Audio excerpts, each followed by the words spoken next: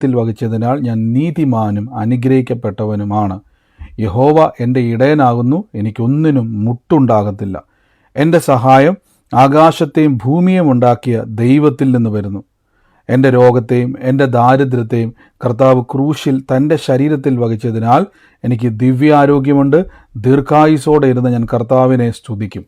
പാമ്പുകളെയും തേളുകളെയും ശത്രുവിൻ്റെ സകല ബലത്തെയും ചവിട്ടുവാൻ കർത്താവിൽ എനിക്ക് അധികാരമുണ്ട്. ഒന്നും ഒരിക്കലും ഒരു ദോഷവും എനിക്ക് വരുത്തത്തില്ല. ഭൂലോകത്തിൻ്റെ അറ്റത്തോളം പോയി സകല സൃഷ്ടിയോടും ഇന്ന് സുവിശേഷം പ്രസംഗിപ്പാനും രോഗികളെ ഇന്ന് സൗഖ്യമാക്കുവാനും ഭൂതങ്ങളെ ഇന്ന് പുറത്താക്കുവാനും അത്ഭുതങ്ങളും അടയാളങ്ങളും എന്നിലൂടെ വരുവാൻ കർത്താവ് എന്നെ അഭിഷേകം ചെയ്തിരിക്കുന്നു. ആമേൻ. കർത്താവിൻ്റെ വലിയ അഭിഷേകത്തിനായി ഞാൻ ദൈവത്തെ സ്തുതിക്കുന്നു. നമുക്ക് ദൈവസന്നിധിയിൽ പിന്നെയും പ്രാർത്ഥിക്കാം. ഞാൻ 1-2 ആളുകളും കൂടെ വന്നോട്ടെ എന്ന് പറഞ്ഞാണ് ഞാൻ ജസ്റ്റ് ഒന്ന് വെയിറ്റ് ചെയ്യുന്നത്. 1-2 കാര്യങ്ങൾ കർത്താവിൻ്റെ സന്നിധിയിൽ നിന്ന് നിങ്ങളോട് പറയാൻ വേണ്ടിയുണ്ട്. കർത്താവ് കൃപയാൽ നമുക്കിന്ന് ഒരുമിച്ച് കൂടി വരുന്ന ഓരോ സമയവും നമ്മുടെ ജീവിതത്തിൽ വലിയ അനുഗ്രഹമാണ്. ഒരു കാര്യം ചെയ്യാൻ തൽക്കാലം നമ്മുടെ പ്രാർത്ഥന ഒന്ന് ആരംഭിക്കട്ടെ. ഞാൻ അതിന് ശേഷം 1-2 കാര്യങ്ങളോട് പറയാനുണ്ട്. നമുക്ക് പ്രാർത്ഥനയോടെ തന്നെ തിരുവസന്നിധിയിൽ മുന്നോട്ട് പോകാം.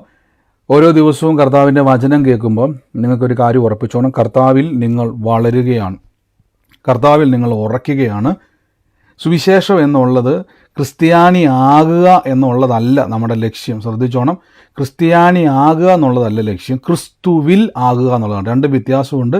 ക്രിസ്ത്യാനിയാകാൻ എളുപ്പമാണ്. നിങ്ങൾ ഏതെങ്കിലും ഡിനോമിനേഷൻ, ഏതെങ്കിലും ഒരു ചർച്ചിൻ്റെ അണ്ടറിൽ ചെന്നാൽ അവർ നിങ്ങളെ ക്രിസ്ത്യാനിയാക്കും. അതുകൊണ്ട് ഒരു പ്രയോജനമില്ല. ക്രിസ്തുവിലാകുന്നവനാണ് കർത്താവിൽ നിത്യജീവനും നിത്യരക്ഷയൊക്കെ അനുഭവിക്കാൻ ഇടയായിത്തീരുന്നത്.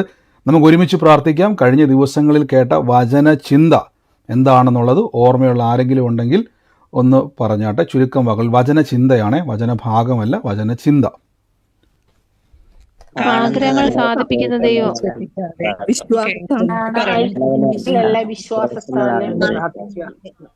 ആമേൻ. അപ്പം നമ്മുടെ വിശ്വാസത്തെ പറ്റി നമ്മൾ കഴിഞ്ഞ ദിവസം പറഞ്ഞു. നമ്മൾ ആഗ്രഹിക്കുന്ന കാര്യങ്ങളെ തരുന്ന ദൈവം. വചനപ്രകാരമായിരിക്കണം നിങ്ങളുടെ ആഗ്രഹങ്ങൾ. അപ്പോൾ തുടർച്ചയായിട്ടുള്ള നമ്മുടെ ഈ വചന പഠനമായതുകൊണ്ട് നിങ്ങൾ ഇടയിൽ ആദ്യമായിട്ടാണ് ഈ പ്രാർത്ഥനയിൽ ചേർന്നിരിക്കുന്നതെങ്കിൽ നിങ്ങൾക്ക് യൂട്യൂബിൽ ട്രൂ ലൈറ്റ് ജനറേഷൻ എന്നുള്ള നമ്മുടെ യൂട്യൂബിൽ ചെന്നിട്ട് തുടർച്ചയായിട്ടുള്ള 6 വർഷമായിട്ട് നമ്മൾ തുടർച്ചയായിട്ട് ഇങ്ങനെ വചനം പൊക്കോണ്ടിരിക്കുന്നതാണ്. അതുകൊണ്ട് അത് കേൾക്കുക. അപ്പോൾ നിങ്ങൾ കുറച്ചും കൂടെ നിങ്ങൾക്കത് മനസ്സിലാകുവാൻ കർത്താവിൻ്റെ കൃപയിൽ ഇടയായിത്തീരും. അതുകൊണ്ടാണ് എനിക്ക് പലപ്പോഴും ചില കാര്യങ്ങൾ ഇങ്ങനെ എക്സ്പ്ലെയിൻ വീണ്ടും വീണ്ടും ചെയ്യുമ്പോൾ സ്ഥിരം കേൾക്കുന്നവർക്ക് ചിലപ്പോൾ അതൊരു ബുദ്ധിമുട്ടല്ല, എങ്കിലും അവർക്കതൊരു കാര്യങ്ങൾ എല്ലാ ദിവസവും കേൾക്കുമ്പോൾ ഒരു എന്താ പറയുക, ഞാൻ വീണ്ടും റിപ്പീറ്റ് ചെയ്യുമ്പോൾ ഒരു ബുദ്ധിമുട്ട് പോലെ തോന്നാൻ സാധ്യത ഉള്ളതുകൊണ്ടാണ് ഞാൻ എപ്പോഴും റിപ്പീറ്റ് ചെയ്യാത്തത്. നമുക്കിന്ന് പ്രാർത്ഥിക്കാം. വലിയ പ്രവർത്തികളാൽ കർത്താവ് നിറയ്ക്കും. ഞാൻ 1-2 സാക്ഷ്യങ്ങൾ നിങ്ങളെ ഒന്ന് കേൾപ്പിക്കുക. നിങ്ങൾക്ക് ഓഡിയോ ക്ലിയർ ആണെന്ന് ആദ്യം ഒന്ന് നോക്കണേ, കേൾക്കാൻ പറ്റുന്നുണ്ടോയെന്നേ ഒന്ന് ജസ്റ്റ് ഒന്ന് നിങ്ങൾ ഒന്ന് ചെക്ക് ചെയ്യണം, കേൾക്കാൻ കഴിയുന്നുണ്ടോ എന്ന്. എന്നിട്ട് ഞാൻ 2 സാക്ഷ്യം നമുക്കൊന്ന് കേട്ടതിന് ശേഷം അയച്ചു തന്ന 2 സാക്ഷ്യമാണ്. അത് കേൾപ്പിക്കാൻ കർത്താവിൻ്റെ കൃപ. ഒത്തിരി സാക്ഷ്യങ്ങൾ വരുന്നുണ്ടെങ്കിൽ ഞാൻ അതിൻ്റെ അകത്തുനിന്ന് എനിക്ക് സമയങ്ങൾ കിട്ടുന്നത് നമുക്ക് എടുക്കാൻ പറ്റുന്ന സാക്ഷ്യങ്ങളാണ് കൂടുതൽ ഞാൻ ഇടുന്നത്. ഇനിയും കുറേ സാക്ഷ്യം കേൾപ്പിക്കാനുണ്ട്. സിസ്റ്റർ ബ്രദർ ആണെങ്കിൽ കേൾക്കാൻ പറ്റുന്നുണ്ടോ നിങ്ങൾക്ക്?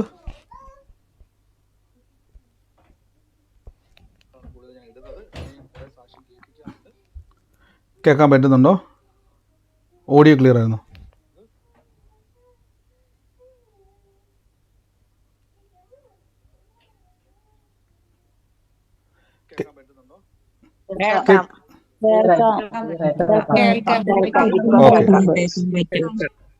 ഓക്കെ, ഞാനത് കേൾപ്പിക്കാം. ഓക്കെ, ഞാൻ നിങ്ങളെ കേൾപ്പിക്കാം. നിങ്ങൾ ആ സാക്ഷി ഒന്ന് കേൾക്കണം. 1 മിനിറ്റ് ഒന്നും കൂടെ നിങ്ങൾ റെസ്പോണ്ട് ചെയ്ത് കേൾക്കാൻ പറ്റുന്നുണ്ടോ? നിങ്ങൾക്ക് ഓഡിയോ ക്ലിയർ ആണോ? എനിക്കിവിടെ ചിലർക്ക് കേൾക്കാൻ പറ്റുന്നുണ്ടോ?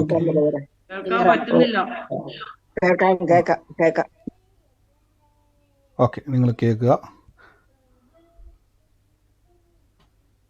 സിസ്റ്റർ ബ്രദർ ആണെങ്കിൽ ലാസ്റ്റ് ഒക്ടോബർ 17-നാന്ന് തോന്നുന്നു ഒരു മെസ്സേജ് പറഞ്ഞായിരുന്നു. ഇങ്ങനെ കൊല്ലംപറമ്പിൽ നിന്നൊരു വീട്ടുപേരെ ദൈവം കാണിക്കുന്നു, ആ ഭവനത്തെ ദൈവം സ്പർശിക്കാൻ പോവാണെന്ന്. അപ്പോൾ അതെൻ്റെ ഒരു ഫ്രണ്ടിൻ്റെ വീടായിരുന്നു.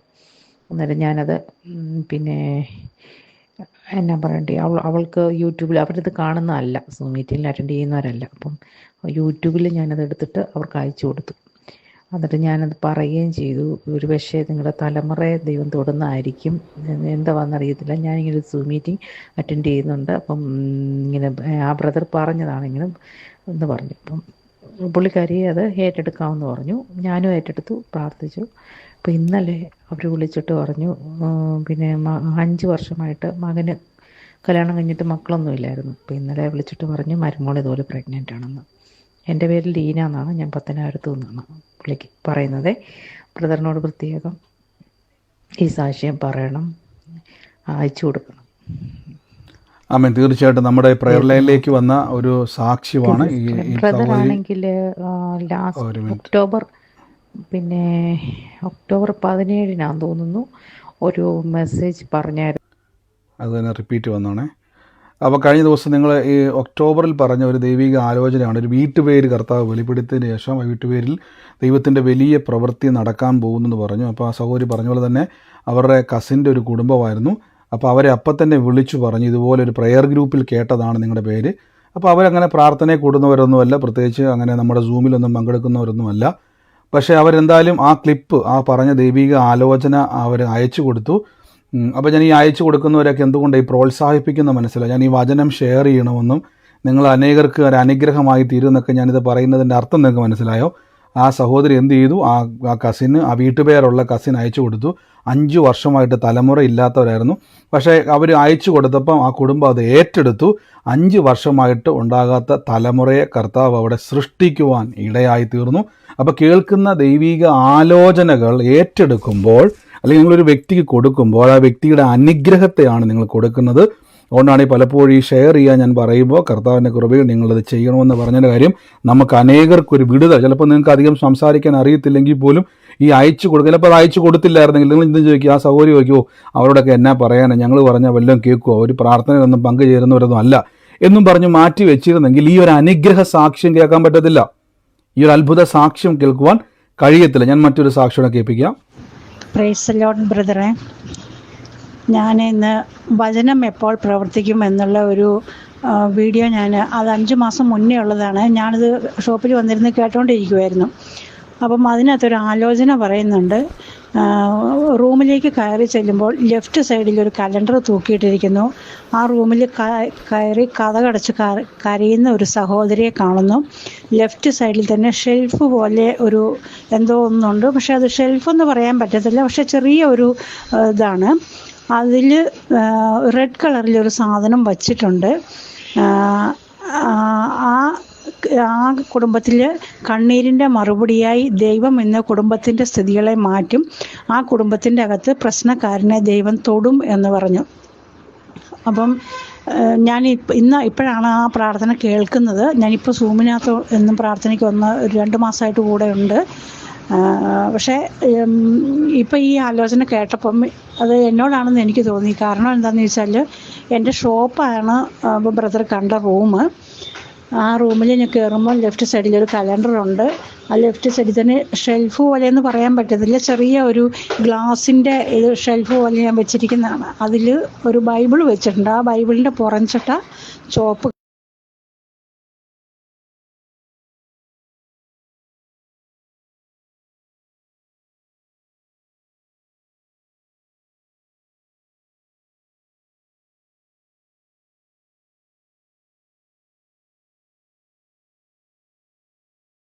ഒന്ന് രണ്ട് സാക്ഷ്യങ്ങളൊന്ന് 2 ഒരേപോലെ പ്ലേ ആകുന്നുണ്ട്. അപ്പോൾ 2 സാക്ഷ്യം കൂടി ഉണ്ട്. അപ്പോൾ ഞാൻ നാളെ കൊണ്ട് അത് കേൾപ്പിക്കാം. കാരണം വെച്ചാൽ 2 ഓഡിയോയും കൂടെ ജാമായിപ്പം. എങ്കിലും ആ 2 സാക്ഷ്യം, ഒരു സാക്ഷ്യം കൂടെ ഉണ്ടായിരുന്നു. അതിനകത്ത് രോഗസൗഖ്യത്തിൻ്റെ ഒരു സാക്ഷ്യം കൂടെ ഉണ്ടായിരുന്നു.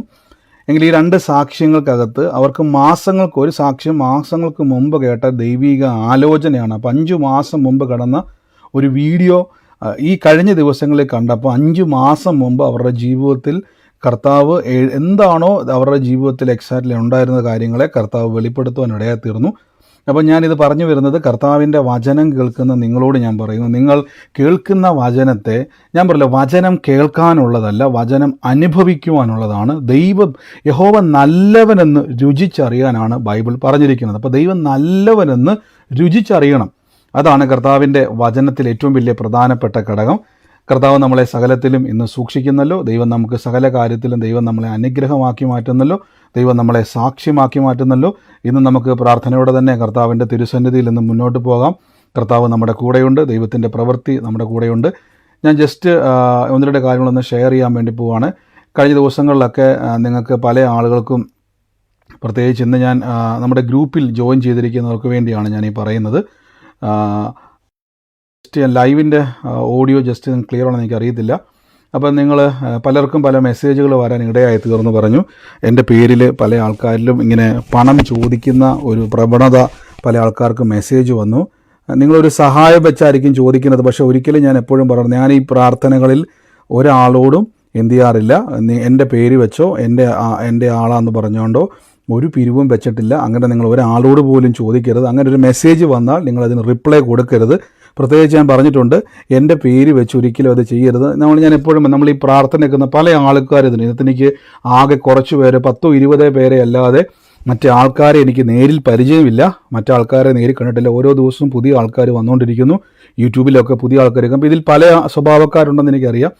എങ്കിലും അപ്പം ഞാൻ പറഞ്ഞു, ഇങ്ങനെ പൈസ ചോദിക്കുന്ന ഒരു പ്രവണത ഒരു മെസ്സേജ് കാണാനിടയായി തീർന്നു. ഇപ്പം ഞാനത് പബ്ലിഷ് ചെയ്യുന്നില്ല. ഇനി ആ വ്യക്തിയുടെ അറിവോടെയോ അറിവില്ലാതെയാണെന്ന് എനിക്കറിയത്തില്ല. അങ്ങനെ നിങ്ങൾ എൻ്റെ പേരിൽ ചോദിക്കുന്ന ഒരു പിരിവുമില്ല. ഞാൻ പലപ്പോഴും പറഞ്ഞിട്ടുണ്ട്, അങ്ങനെയെങ്കിൽ ഞാൻ അങ്ങനെ ചോദിക്കത്തുമില്ല. അങ്ങനെ ചോദിക്കാൻ ഒരു സാധ്യതയില്ല. ഈ കാണുന്ന നമ്മുടെ കോൺടാക്ട് നമ്പർ, നമ്മുടെ പ്രെയർ ലൈൻ നമ്പറിൽ ഈ 2 നമ്പറുകളും എൻ്റെ സ്ക്രോൾ ചെയ്ത് പോകുന്ന നമ്പറുകളിലും അല്ലാതെ ഒരു കാര്യത്തിൽ ഞാൻ ഇൻഫർമേഷൻ നിങ്ങൾക്ക് പറയാറില്ല. വേറെ ഏത് നമ്പറിൽ നിന്ന് എന്ത് വന്നാലും അവിടെ നിങ്ങൾ റെസ്പോണ്ട് ചെയ്യരുത്. അത് എൻ്റെ പേര് പറഞ്ഞു വന്നാൽ പോലും നിങ്ങൾ റെസ്പോണ്ട് ചെയ്യരുത്.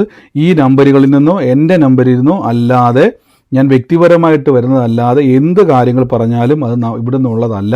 ഞാൻ എപ്പോഴും പറഞ്ഞതാണ്, അതിലെനിക്ക് ഉത്തരവാദിത്തമില്ല എന്ന് ഞാൻ പറയുന്നു. കാര്യം ഒന്നാമത് നമ്മൾ തമ്മിൽ നേരി പരിചയങ്ങൾ കുറവാണ് ആളുകൾ തമ്മിൽ.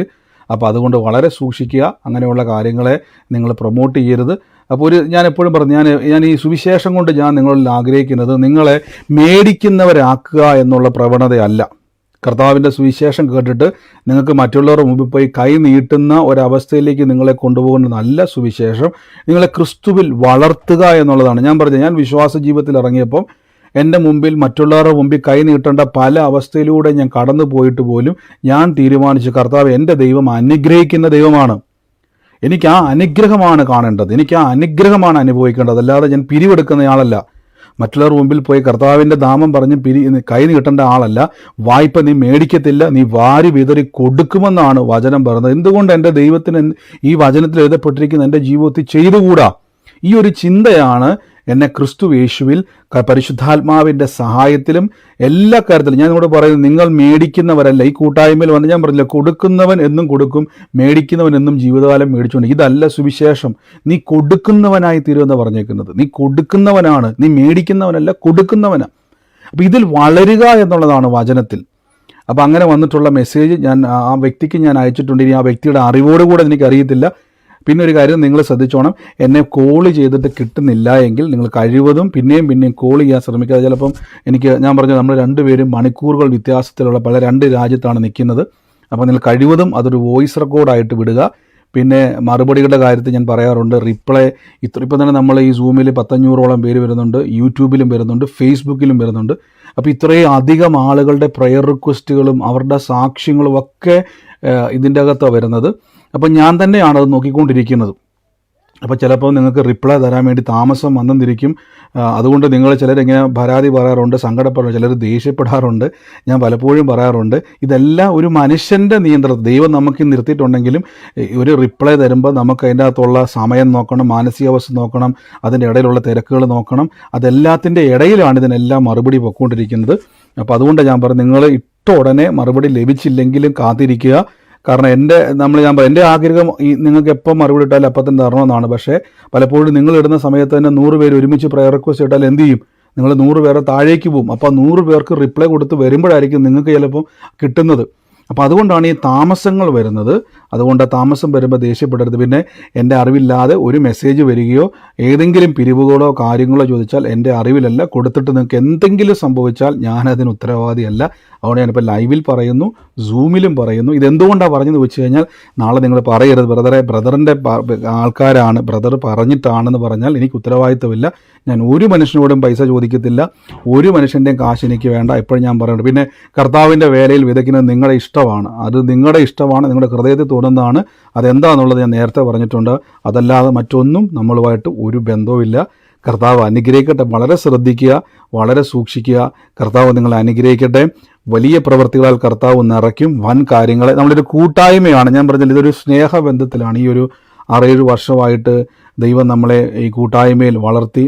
മുൻപരിചയങ്ങളോ നമുക്ക് എന്താ പറയുന്നത്, നമ്മൾ കുടുംബക്കാരോ കൂട്ടുകാരോ ഒന്നും അല്ലാഞ്ഞിട്ട് പോലും ക്രിസ്തുവിൽ മുഖാമുഖം കണ്ടിട്ട് പോലുമില്ല. നമ്മൾ തമ്മിൽ ചുരുക്കം ആളുകൾ മാത്രമേ കണ്ടിട്ടുള്ളെങ്കിൽ പോലും ഒരു സ്നേഹബന്ധം നമ്മളിൽ ഉണ്ടായി വന്നിട്ടുണ്ട്. അത് ദൈവത്തിൻ്റെ സ്നേഹമാണ്. അപ്പോൾ അതിലാണ് നമ്മൾ വളരേണ്ടത്. അതിലാണ് നിങ്ങൾ ഞാൻ നിൽക്കുന്നത്. ഓരോ ദിവസവും നമ്മളിപ്പം ഒരു കുടുംബക്കാർ കാണുന്ന പോലെ തന്നെ എല്ലാ ദിവസവും നമ്മൾ എന്ത് ചെയ്യുകയാണ്, ഈ പ്രാർത്ഥനയിൽ നമ്മൾ പങ്കുചേരുകയാണ്. അത് വലിയൊരു ഭാഗ്യമാണ് ഞാൻ കരുതുന്നു, വലിയൊരു അനുഗ്രഹമാണ് ഞാൻ കരുതുന്ന കാര്യം. പണ്ടൊക്കെ മാസത്തിൽ ഒരു പ്രാർത്ഥനയോ അല്ലെങ്കിൽ ആഴ്ചയിൽ ഒരു പ്രാർത്ഥനയൊക്കെ ആയിരുന്നു. ഇപ്പോൾ എല്ലാ ദിവസവും എനിക്ക് എന്ത് ചെയ്യണം, നിങ്ങളോട് ശുശ്രൂഷിക്കാൻ കൃപ ദൈവം തന്നു, ഒരു ഭാഗ്യം ദൈവം തന്നു, ഒരു അനുഗ്രഹം ദൈവം തന്നു. അത് നിങ്ങൾക്ക് ഒരുമിച്ച് കൂടുവാൻ നമുക്ക് എല്ലാവർക്കും കർത്താവ് ഒരു കൃപ തന്നു. അത് നമ്മൾ എന്ത് ചെയ്യുക, സ്നേഹബന്ധത്തിൽ തന്നെ മുന്നോട്ട് പോകുക. കർത്താവ് നിങ്ങളെ സഹായിക്കട്ടെ. ദൈവം നമ്മളെ സൂക്ഷിക്കുന്നല്ലോ. പെട്ടെന്ന് തന്നെ നമുക്ക് വചനത്തിലേക്ക് തന്നെ പോകാം. കർത്താവ് നമ്മളെ എല്ലാ കാര്യത്തിലും അനുഗ്രഹമാക്കി മാറ്റുന്നു. കഴിഞ്ഞ ദിവസം നമ്മൾ തുടങ്ങി വെച്ച ചില ഭാഗങ്ങൾ, നമ്മൾക്കറിയാം കൊരിന്ത്യർക്ക് എഴുതിയ ലേഖനമാണ് നമ്മൾ ചിന്തിക്കുന്നത്. എന്നാൽ കുറച്ച് ഭാഗങ്ങൾ നമ്മളിങ്ങനെ ഓടി പോകുന്നതുകൊണ്ട്, പല ഭാഗത്തുനിന്നും കയറി ഇറങ്ങിയൊക്കെ പോകുന്നത് കൊണ്ട് പല വചന ചിന്തകളിലേക്കൊക്കെ നമ്മൾ ഇങ്ങോട്ടുമൊക്കെ മാറുന്നുണ്ട്. അപ്പോൾ അങ്ങനെ എന്തെങ്കിലുമൊക്കെ ഒരു കോളോ ഒക്കെ വന്നു കഴിഞ്ഞാൽ നിങ്ങൾ എന്ത് ചെയ്യുക, ഒന്നെങ്കിൽ എനിക്ക് മെസ്സേജ് അയക്കുക, അല്ലെങ്കിൽ നമ്മുടെ പ്രെയർ ലൈൻ നമ്പറുകളുണ്ട്, അതിലേക്ക് നിങ്ങൾ അന്വേഷിക്കുക. ആ അന്വേഷിച്ചിട്ട് ചോദിക്കണം. ഞാൻ ചോദിക്കുന്നത് അങ്ങനെ ഞാൻ ചോദിച്ചിട്ടില്ല. ഇനി എന്തെങ്കിലും നിങ്ങൾക്ക് ബുദ്ധിമുട്ടായിട്ട് ഏതെങ്കിലും ഒരു മെസ്സേജ് വരികയോ ആരെങ്കിലുമൊക്കെ ഏതെങ്കിലും രീതിയിൽ എൻ്റെ പേര് പറഞ്ഞു എന്തെങ്കിലും നിങ്ങൾക്ക് ബുദ്ധിമുട്ട് വന്നാൽ ഈ നമ്പറുകളിലോ എൻ്റെ നമ്പറുകളിലോ നിങ്ങൾക്ക് മെസ്സേജ് അയക്കാം. നിങ്ങൾ ചോദിക്കുക എന്തെങ്കിലും ഉണ്ടെങ്കിൽ. അല്ലാതെ വേറെ ഒന്നും എന്ത് ചെയ്തിട്ടില്ല. അത് ഞാൻ ഗ്രൂപ്പിൽ നിങ്ങളൊക്കെ എന്തുകൊണ്ടാണ് ഈ ആഡ് ആകാൻ പറഞ്ഞതെന്ന് ചോദിച്ചു കഴിഞ്ഞാൽ, ഇതുകൊണ്ടാണ് ഗ്രൂപ്പിൽ ആഡ് ചെയ്യുന്ന ഇൻഫർമേഷനുകളൊക്കെ നമുക്ക് പാസ് ചെയ്യാൻ വേണ്ടിയാണ്. അതിൻ്റെ നമ്പർ എടുത്ത് ആരും അങ്ങോട്ടും ഇങ്ങോട്ടും എന്ത് ചെയ്യരുത്, അറിയരുത്. കർത്താവ് അനുഗ്രഹിക്കട്ടെ. ഞാൻ കൂടുതൽ പറയുന്നില്ല, കാരണം നമ്മൾ കൂടുതൽ പറഞ്ഞ് എനിക്കത് വഷളാക്കാൻ ആഗ്രഹമില്ല. ദൈവം നമ്മളെ സഹായിക്കട്ടെ. ഉൽപ്പത്തി പുസ്തകം 28-ാം അധ്യായത്തിൽ സന്തോഷമാണ്. നിങ്ങൾ ഈ പറഞ്ഞാൽ എന്തെങ്കിലും നിങ്ങൾക്ക് വിഷമമുണ്ടോ ആർക്കെങ്കിലും? ഇല്ല ബ്രദറെ, ഇല്ല ബ്രദറെ. ഓക്കെ, കർത്താവ് അനുഗ്രഹിക്കട്ടെ. ഞാൻ നിങ്ങളോട് പറഞ്ഞിട്ടില്ല, പ്രതിഫലം ദൈവം തരുന്നതാണ്. ഞാൻ നിങ്ങളോട് പറഞ്ഞിട്ടില്ല, എനിക്കിപ്പം ചിലപ്പോൾ നിങ്ങളെ മുഖാമുഖം കാണുമ്പം നമുക്ക് പരസ്പരം ഒത്തിരി സംസാരിക്കാൻ പറ്റി കാണത്തില്ലല്ലേ. നേരി കണ്ടപ്പോൾ പോലും നമുക്ക് ഒത്തിരി സംസാരിക്കാനും ഒത്തിരി നിങ്ങളോട് കോണ്ടാക്ട് ചെയ്യാനൊന്നും പറ്റിയിട്ടില്ല. എങ്കിലും നമ്മൾ തമ്മിലൊരു ക്രിസ്തുവിലൊരു ബന്ധം ദൈവം തന്നിട്ടുണ്ട്. അത് കർത്താവിനാലുള്ള ബന്ധമാണ്. ഞാൻ പലപ്പോഴും പറയാറുണ്ട് നിങ്ങളോട്, ഞാൻ നിങ്ങളെ പ്രോത്സാഹിപ്പിച്ചില്ലെങ്കിലും, ഞാൻ നിങ്ങളെ എൻകറേജ് ചെയ്യിപ്പിച്ചില്ലെങ്കിലും, ഞാൻ നിങ്ങളോട് ഒരു ഹായ് പറഞ്ഞില്ലെങ്കിലും, ഇതെല്ലാം കർത്താവിൻ്റെ നാമത്തിലാണ്. അത് ദൈവം നമ്മളെ ചെയ്യും. ഞാൻ എപ്പോഴും പറയത്തൊരു കാര്യമാണ്, നമ്മൾ ഒറ്റയ്ക്ക് നിൽക്കാൻ പഠിക്കണം. കർത്താവിൽ നമ്മൾ ക്രിസ്തുവിൽ വളരുവാൻ നിങ്ങൾ ശ്രമിക്കണം. നമ്മുടെ ജീവിതത്തിൽ ഇനി വരുന്ന മുന്നോട്ടുള്ള കാലഘട്ടത്തിൽ ചിലപ്പോൾ ഒരു പ്രാർത്ഥനാ കൂട്ടായ്മ ഇല്ലെന്ന് വരും. ചിലപ്പോൾ നിങ്ങൾക്ക് ഒരു 10 പേരുടെ പ്രാർത്ഥന കിട്ടിയില്ലെന്ന് വരും. നമ്മൾ കോവിഡ് വന്നപ്പോൾ ശരിക്കും എക്സാക്ട്ലി എന്താണോ അന്ത്യകാലത്ത് സംഭവിക്കാൻ പോകുന്നതിൻ്റെ ഒരു നിഴലാണ് കോവിഡ് കാലഘട്ടത്തിൽ. ഒരു മനുഷ്യന് പോലും ആഹാരം കൊണ്ടുപോലും വീടിൻ്റെ അകത്തോട്ട് കയറാൻ കഴിയാതെ ക്വാറന്റൈനിലായിരിക്കുന്ന അവസ്ഥയിലേക്ക് നമ്മൾ പോയല്ലേ. അപ്പോൾ ഇനി അങ്ങനത്തെ അവസ്ഥകൾ വരുമ്പോൾ നിങ്ങൾ എന്ത് ചെയ്യും? ആ സമയത്ത് നിങ്ങളൊരു പ്രാർത്ഥനാ പോരാളിയാകാൻ നോക്കാതെ, ഒരു വിശ്വാസവീരനാകാൻ നോക്കാതെ ഇപ്പോഴേ നമ്മൾ എന്ത് ചെയ്യണം? പഠിക്കണം. ഇപ്പോഴേ നമ്മൾ വിശ്വാസം. ഇനി അന്ത്യകാലഘട്ടം അതാ വരാൻ പോകുന്നത്. ഞാൻ പറഞ്ഞില്ല, അന്ത്യകാലഘട്ടത്തിൽ ഞാൻ നിങ്ങളെപ്പോഴും പലരും ചോദിക്കണം, ബ്രദർ എന്തുകൊണ്ടാണ് ഈ ബ്രദർ നിത്യജീവനെപ്പറ്റിയും നിത്യരക്ഷയെപ്പറ്റിയൊക്കെ എപ്പോഴും ഇങ്ങനെ പറയാത്തതെന്ന് വെച്ചാൽ, ഞാനത് പറയുന്നുണ്ട്. ഞാൻ എപ്പോഴും പറഞ്ഞു, കർത്താവിൽ വിശ്വസിക്കുന്ന ഒരു നിത്യജീവനുണ്ട്, നിത്യരക്ഷയുണ്ട്. പക്ഷെ ഒരു കാര്യം എന്താണെന്നറിയാവോ, അന്ത്യകാലഘട്ടത്തിൽ പരീക്ഷാ സമയങ്ങൾ വരും. അപ്പോൾ അവിടെയാണ് നമ്മൾ ജയിക്കണമെങ്കിൽ നമുക്ക് ക്രിസ്തുവുമായൊരു ബന്ധം വേണം. ദൈവവുമായി കണക്ഷൻ ഇല്ലാത്ത വ്യക്തികൾക്ക് അവിടെ ഈ നിത്യത നമ്മൾ വിശ്വസിക്കുന്ന പല ആൾക്കാരും പിന്മാറ്റത്തിൽ പോകും. വിശ്വാസം പുത്രൻ്റെ വരവിൽ വിശ്വാസം കണ്ടെത്തുമോ എന്ന് തന്നെ കർത്താവ് പറയുന്നുണ്ട് അന്ത്യസമയത്ത്. അപ്പം അത്രത്തോളം അവസ്ഥയിലേക്ക് ജനം പോകും. അപ്പോൾ നിങ്ങളെപ്പോഴും നിത്യത മാത്രം ആലോചിച്ചുകൊണ്ടിരിക്കാതെ ക്രിസ്തുവുമായി ഒരു ബന്ധത്തിലേക്ക് വരണം. ഇവിടെ അത് ബ്രേക്ക് ആകാൻ സാധ്യതയുണ്ട്. നമ്മളെ തെറ്റിക്കുവാൻ വേണ്ടി എന്ത് ചെയ്യും? പിശാച് പല രീതിയിൽ പല ആളിൻ്റെ വേഷം ധരിച്ച്, ഇടയൻ്റെ വേഷം ധരിച്ചൊക്കെ അവൻ വരും. അപ്പോൾ നിങ്ങൾ വചനം ശ്രദ്ധയോടെ കേൾക്കണം. കർത്താവുമായൊരു ബന്ധം വേണം. അനേകർക്കൊരു അനുഗ്രഹമായി തീരണം. ഇന്നത്തെ അനുഗ്രഹത്തിൻ്റെ ഒരു വാക്യം ഞാൻ വായിക്കാം. ഉൽപ്പത്തി പുസ്തകം 28-ാം അധ്യായത്തിൻ്റെ 14-ാമത്തെ വാക്യമാണ്. അവിടെ ഇങ്ങനെ പറഞ്ഞിരിക്കുന്നത്: നിന്റെ സന്തതിയെ പൊടി പോലെയാക്കും. നീ പടിഞ്ഞാറോട്ടും കിഴക്കോട്ടും വടക്കോട്ടും തെക്കോട്ടും പരക്കും. നീ മുഖാന്തരം നിന്റെ സന്തതി മുഖാന്തരം ഭൂമിയിലെ സകല വംശങ്ങളും അനുഗ്രഹിക്കപ്പെടും. ഇനി ഇവിടെ നിങ്ങൾ ശ്രദ്ധിച്ചോണേ. കഴിഞ്ഞ ദിവസം എനിക്ക് ഇഷ്ടപ്പെട്ടൊരു ചോദ്യം ഒരു സഹോദരി ചോദിച്ചു. എന്നോട് ചോദിച്ചു, ബ്രദർ, യേശു ക്രിസ്തു എല്ലാവർക്കും വേണ്ടി മരിച്ചു, ബ്രദർ പറഞ്ഞല്ലോ. അപ്പോൾ ബ്രദർ പറഞ്ഞു, ഈ പാപം മാറി നീതി വെളിപ്പെട്ടു, ആദത്തിൻ്റെ പാപം നിറഞ്ഞ വിത്തിൽ നിന്നും മാറി യേശു ക്രിസ്തുവിലുള്ള അനുഗ്രഹത്തിൻ്റെ നല്ല വിത്ത് ഭൂമിയിൽ വന്നു. പിന്നെ എന്തുകൊണ്ടാണ് ബ്രദറെ? പിന്നെ ഇങ്ങനെ ചോദിച്ചത്, യേശു ക്രിസ്തു നമുക്ക് വേണ്ടി മരിച്ചു അടക്കപ്പെട്ടെങ്കിൽ ഇനി ആദത്തിൻ്റെ പാപം മനുഷ്യനിൽ വരത്തില്ലല്ലോ എന്നെന്നോട് ചോദിച്ചു. അപ്പോൾ നല്ലൊരു ചോദ്യമായിരുന്നു. കാര്യം യേശു ക്രിസ്തു ക്രൂശിൽ മരിച്ചു കഴിഞ്ഞാൽ പിന്നെ പാപമില്ലല്ലോ. പാപസംബന്ധമായിട്ടാണല്ലോ ക്രിസ്തു മരിച്ചത്. അങ്ങനെയെങ്കിൽ യേശു മരിച്ചപ്പോൾ എല്ലാ മനുഷ്യർക്കും എന്തുണ്ടാകണം? ഈ എല്ലാവർക്കും ആദാമിക പാപനിമിത്തം ഉണ്ടായ ശാപരോഗ കഷ്ടപ്രയാസങ്ങളിൽ നിന്നൊക്കെ വിമുക്തി വേണ്ടേ? എന്തുകൊണ്ടാണ് ബ്രദറെ ഇതിൽ നിന്നും വിമുക്തി അങ്ങനെ കിട്ടാഞ്ഞെന്ന് ചോദിച്ചു. നല്ലൊരു ചോദ്യമായിരുന്നു അല്ലേ? അപ്പോൾ നിങ്ങൾ ചിന്തിച്ചിട്ടുണ്ട്, യേശു മരിച്ചിട്ട് പിന്നെ എന്തുകൊണ്ടാണ് പാപം ഭൂമിയിൽ ഉണ്ടായത്? ഇനി ശ്രദ്ധിച്ചോണം. കർത്താവായ യേശു ക്രിസ്തുവിൻ്റെ പാപ പരിഹാരയാഗം പാപം ക്രൂശിൽ വഹിച്ചപ്പോൾ തന്നെ ഉൽപ്പത്തി പുസ്തകം മുതലേ ദൈവം ഒരു വാക്ക് പറയുന്നുണ്ട്: സ്ത്രീയുടെ സന്തതി സർപ്പത്തിൻ്റെ തല തകർക്കും. അപ്പോൾ യേശു ക്രിസ്തുവിൻ്റെ വരവിനെ പറ്റി പറയുന്നു. പാപത്തെ നീക്കം ചെയ്യാനാണ് യേശു വരുന്നത്. എന്നിട്ട് അടുത്ത വാക്യത്തിൽ പറഞ്ഞൊരു വാക്കുണ്ട്: അവനിൽ വിശ്വസിക്കുന്നവന് നിത്യജീവനുണ്ട്. ശ്രദ്ധിച്ചോണം, അവനിൽ വിശ്വസിക്കുന്നവന് നിത്യജീവനുണ്ട്. യോഹന്നാന്റെ സുവിശേഷം 10 പറയുന്നു: എൻ്റെ ആടുകളോ എൻ്റെ ശബ്ദം കേൾക്കും, അവ എന്നെ അനുഗമിക്കും, ഞാൻ അവയ്ക്ക് നിത്യജീവൻ കൊടുക്കും. അടുത്ത വാക്യത്തിലേക്ക് ഇങ്ങനെ വരുന്ന സമയത്ത് കാണാൻ പറ്റും, യേശു ക്രിസ്തുവിനെ വിശ്വസിച്ച് കർത്താവിനെ അനുഗമിക്കുന്നവർക്കാണ് പാപമോചന പരിഹാര യാഗത്തിലൂടെയുള്ള അനുഗ്രഹങ്ങൾ ലഭിക്കുന്നത്. അതുകൊണ്ടാണ് നിക്കോദീമോസ് എന്ന് പറയുന്ന ഒരു മനുഷ്യനോട് പറയുന്നുണ്ട്, നീ വീണ്ടും ജനിച്ചില്ല എങ്കിൽ, നമ്മൾ സ്നാനത്തെ പറ്റിയൊക്കെ പറഞ്ഞ സമയത്ത് ഞാൻ എന്ത് ചെയ്യാറുണ്ട്, അത് പറയാറുണ്ടല്ലേ. നിക്കോദീമോസിനോട് പറയുന്നുണ്ട്, നീ വീണ്ടും ജനിച്ചില്ല എങ്കിൽ ദൈവരാജ്യം നിനക്ക് കാണാൻ കഴിയത്തില്ല. അപ്പോൾ എന്താണ് ക്രിസ്തുവിലുള്ള നിങ്ങളുടെ വളർച്ച? എപ്പോഴും ഓർത്തോണം, ക്രിസ്തുവിൽ നിങ്ങൾ വളരുന്നവരാണ്. സുവിശേഷം എന്ന് പറയുന്നത് പറയാനുള്ളതല്ല, സുവിശേഷം കേൾക്കാനുള്ളതല്ല, സുവിശേഷം അനുഭവിക്കാനുള്ളതാണ്. നിങ്ങൾ ശ്രദ്ധിച്ച്, യേശു ക്രിസ്തു വരുന്നതിന് മുമ്പ് സ്നാപക യോഹന്നാൻ അവിടെ എന്ത് ചെയ്തു? മരുഭൂമിയിൽ നിന്നും പുറത്തിറങ്ങി പ്രസംഗിക്കാൻ തുടങ്ങി. എന്താ പ്രസംഗിക്കാൻ തുടങ്ങിയത്? സർപ്പസന്തതികളെ, വരുവാനുള്ള കോപത്തിൽ നിന്ന് രക്ഷപ്പെടേണ്ടത് നിങ്ങൾ മാനസാന്തരപ്പെട്ട് പാപങ്ങൾ ഏറ്റുപറഞ്ഞ് യോർദാനിൽ എന്ത് ചെയ്യണം? സ്നാനപ്പെടണം. അപ്പോൾ അവിടെയുള്ള സകല മനുഷ്യരും വന്ന് എല്ലാ ദിവസവും പാപങ്ങൾ ഏറ്റുപറഞ്ഞ് സ്നാനപ്പെടുന്നു, പാപങ്ങൾ ഏറ്റുപറഞ്ഞു സ്നാനപ്പെടുന്നു. വലിയ വ്യത്യാസമൊന്നും ഉണ്ടാകുന്നില്ല. ഇത് തന്നെയാണ് ഈ കാലഘട്ടത്തിൽ സംഭവിച്ചുകൊണ്ടിരിക്കുന്നത്. നിങ്ങൾ സുവിശേഷം പറയുന്നു, ആൾക്കാർ മാനസാന്തരപ്പെടുന്നു, പാപങ്ങൾ ഏറ്റുപറയുന്നു, അവൻ അവിടെ തന്നെ ഇരിക്കുന്നു. അവൻ ഒരു വ്യത്യാസവും ഇല്ല. ശ്രദ്ധിച്ചു നോക്കിയേ, ഈ കാലഘട്ടത്തിൽ നടക്കുന്നത് ഏറ്റവും കൂടുതലും യോഹന്നാന്റെ സ്നാനമാണ്. ശ്രദ്ധിച്ചോണം, യോഹന്നാന്റെ സ്നാനമാണ് ഈ ലോകത്തിൽ ഏറ്റവും കൂടുതൽ നടക്കുന്നത്. നിങ്ങൾ ശ്രദ്ധിച്ചാൽ മതി. അപ്പോസ്തല പ്രവൃത്തിയിൽ ചോദിക്കുന്നു, നിങ്ങൾ ഏത് സ്നാനമാണ് ഏറ്റിരിക്കുന്നത്? ഉടനെ അവർ പറയുന്നുണ്ട്, ഞങ്ങൾ യോഹന്നാന്റെ സ്നാനം എന്ന് പറയുന്നുണ്ട്.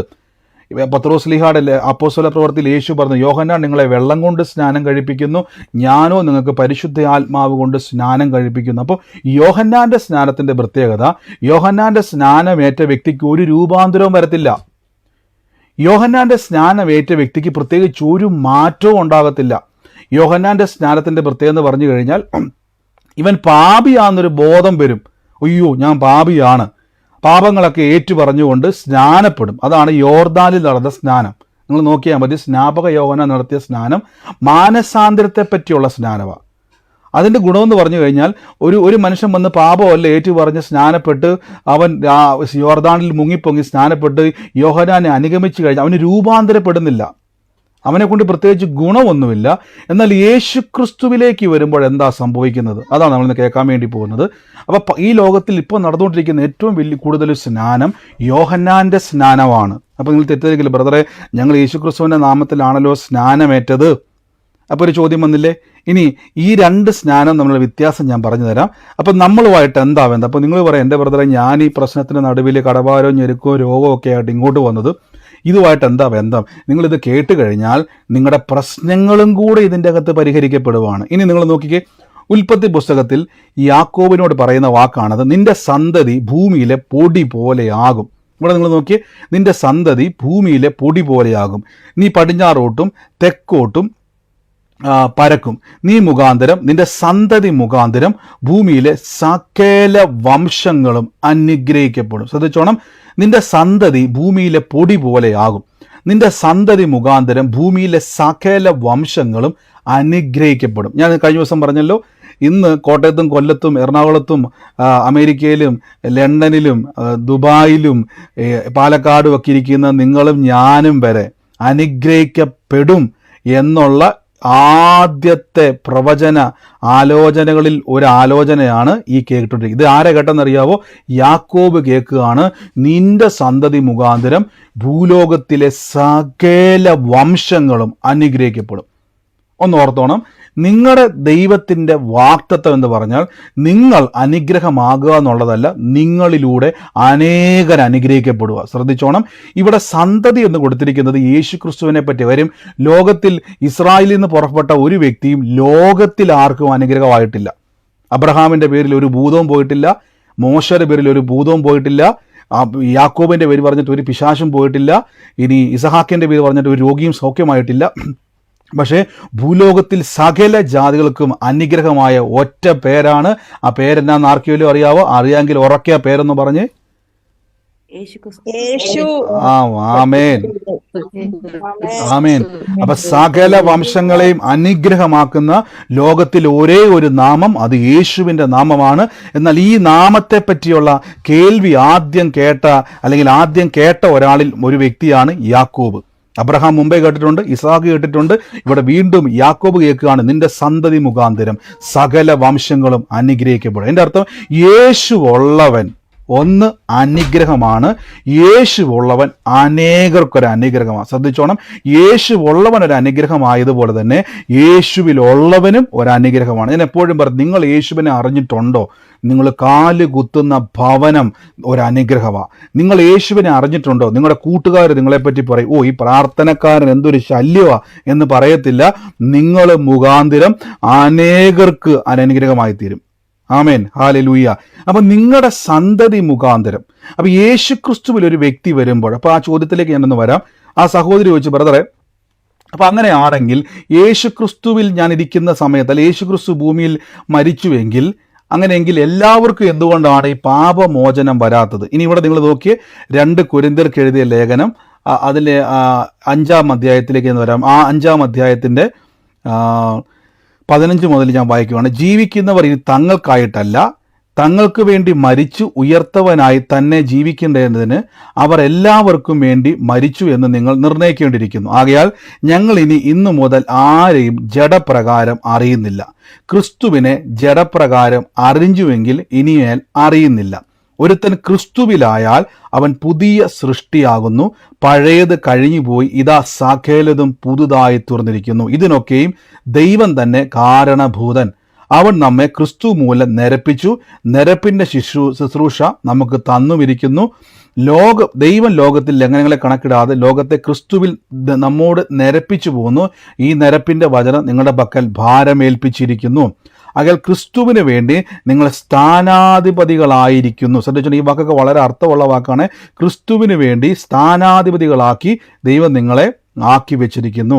ഇനി ദൈവത്തോട് നിരന്നുകൊള്ളുവിൻ എന്ന് ക്രിസ്തുവിന് പകരം അപേക്ഷിപ്പിൻ, അത് ദൈവം ഞങ്ങൾക്ക് മുഖാന്തരം പ്രബോധിപ്പിക്കുന്നതും ആകുന്നു. ഇനി പാപമറിയാത്തവനെ അവനിൽ ദൈവത്തിൻ്റെ നീതി ആകേണ്ടതിന് ദൈവം യേശുക്രിസ്തുവിനെ പാപം ആക്കി. ശ്രദ്ധിച്ചോണം, യേശു ക്രിസ്തുവിനെ പാപമാക്കി. എന്തിനാണെന്നറിയാവോ? ഞാൻ നീതിമാൻ ആകേണ്ടതിന്. ആമേൻ. ഇവിടെ നിങ്ങളെല്ലാവരും നോക്കിയോണം, ഒരുവൻ ക്രിസ്തുവിലായാൽ അവൻ പുതിയ സൃഷ്ടിയാകുന്നു. ഇവിടെ വലിയൊരു പ്രധാന മർമ്മമുണ്ട്. നിങ്ങൾ യേശുവിനെ കർത്താവും രക്ഷിതാവുമായി സ്വീകരിച്ച, ഞാൻ എപ്പോഴും പറയുന്നത്, പാരമ്പര്യ രോഗത്തിന് നിങ്ങളുടെ മേൽ ഇനി അവകാശമില്ല. അച്ഛനും അമ്മയ്ക്കും ക്യാൻസർ വന്നു, മുത്തച്ഛന് ക്യാൻസർ ആയിരുന്നു. അപ്പോൾ ഉടനെ ചിലർക്ക് പേടിയാണ്, അപ്പൂപ്പന്മാർക്ക് എല്ലാം കുടുംബമായിട്ട് ക്യാൻസർ വരുന്നുണ്ട്, എനിക്ക് പേടിയാ ബ്രദറെ, ക്യാൻസർ വരുമെന്ന് എനിക്ക് പേടിയാ ബ്രദറെ. ഇനി ഒരു കാര്യം ഓർത്തണം, ക്രിസ്തുവിലായാൽ പുതിയ സൃഷ്ടി, ന്യൂ ക്രിയേഷൻ. ശ്രദ്ധിച്ചോണേ, എന്താണ് ഈ പുതിയ സൃഷ്ടി എന്ന് പറഞ്ഞാൽ എൻ്റെ അർത്ഥം എന്തുവാ? ഒറ്റ വാക്കിലെ പറയാവുള്ള അറിയാവുന്നവരെ, പുതിയ സൃഷ്ടി. എനിക്കറിയാം നിങ്ങൾ എക്സ്പ്ലെയിൻ ചെയ്യാൻ മിടുക്കന്മാരാ. എന്താണ് പുതിയ സൃഷ്ടി? പുതിയതായിട്ട് ജനിച്ച വ്യക്തി.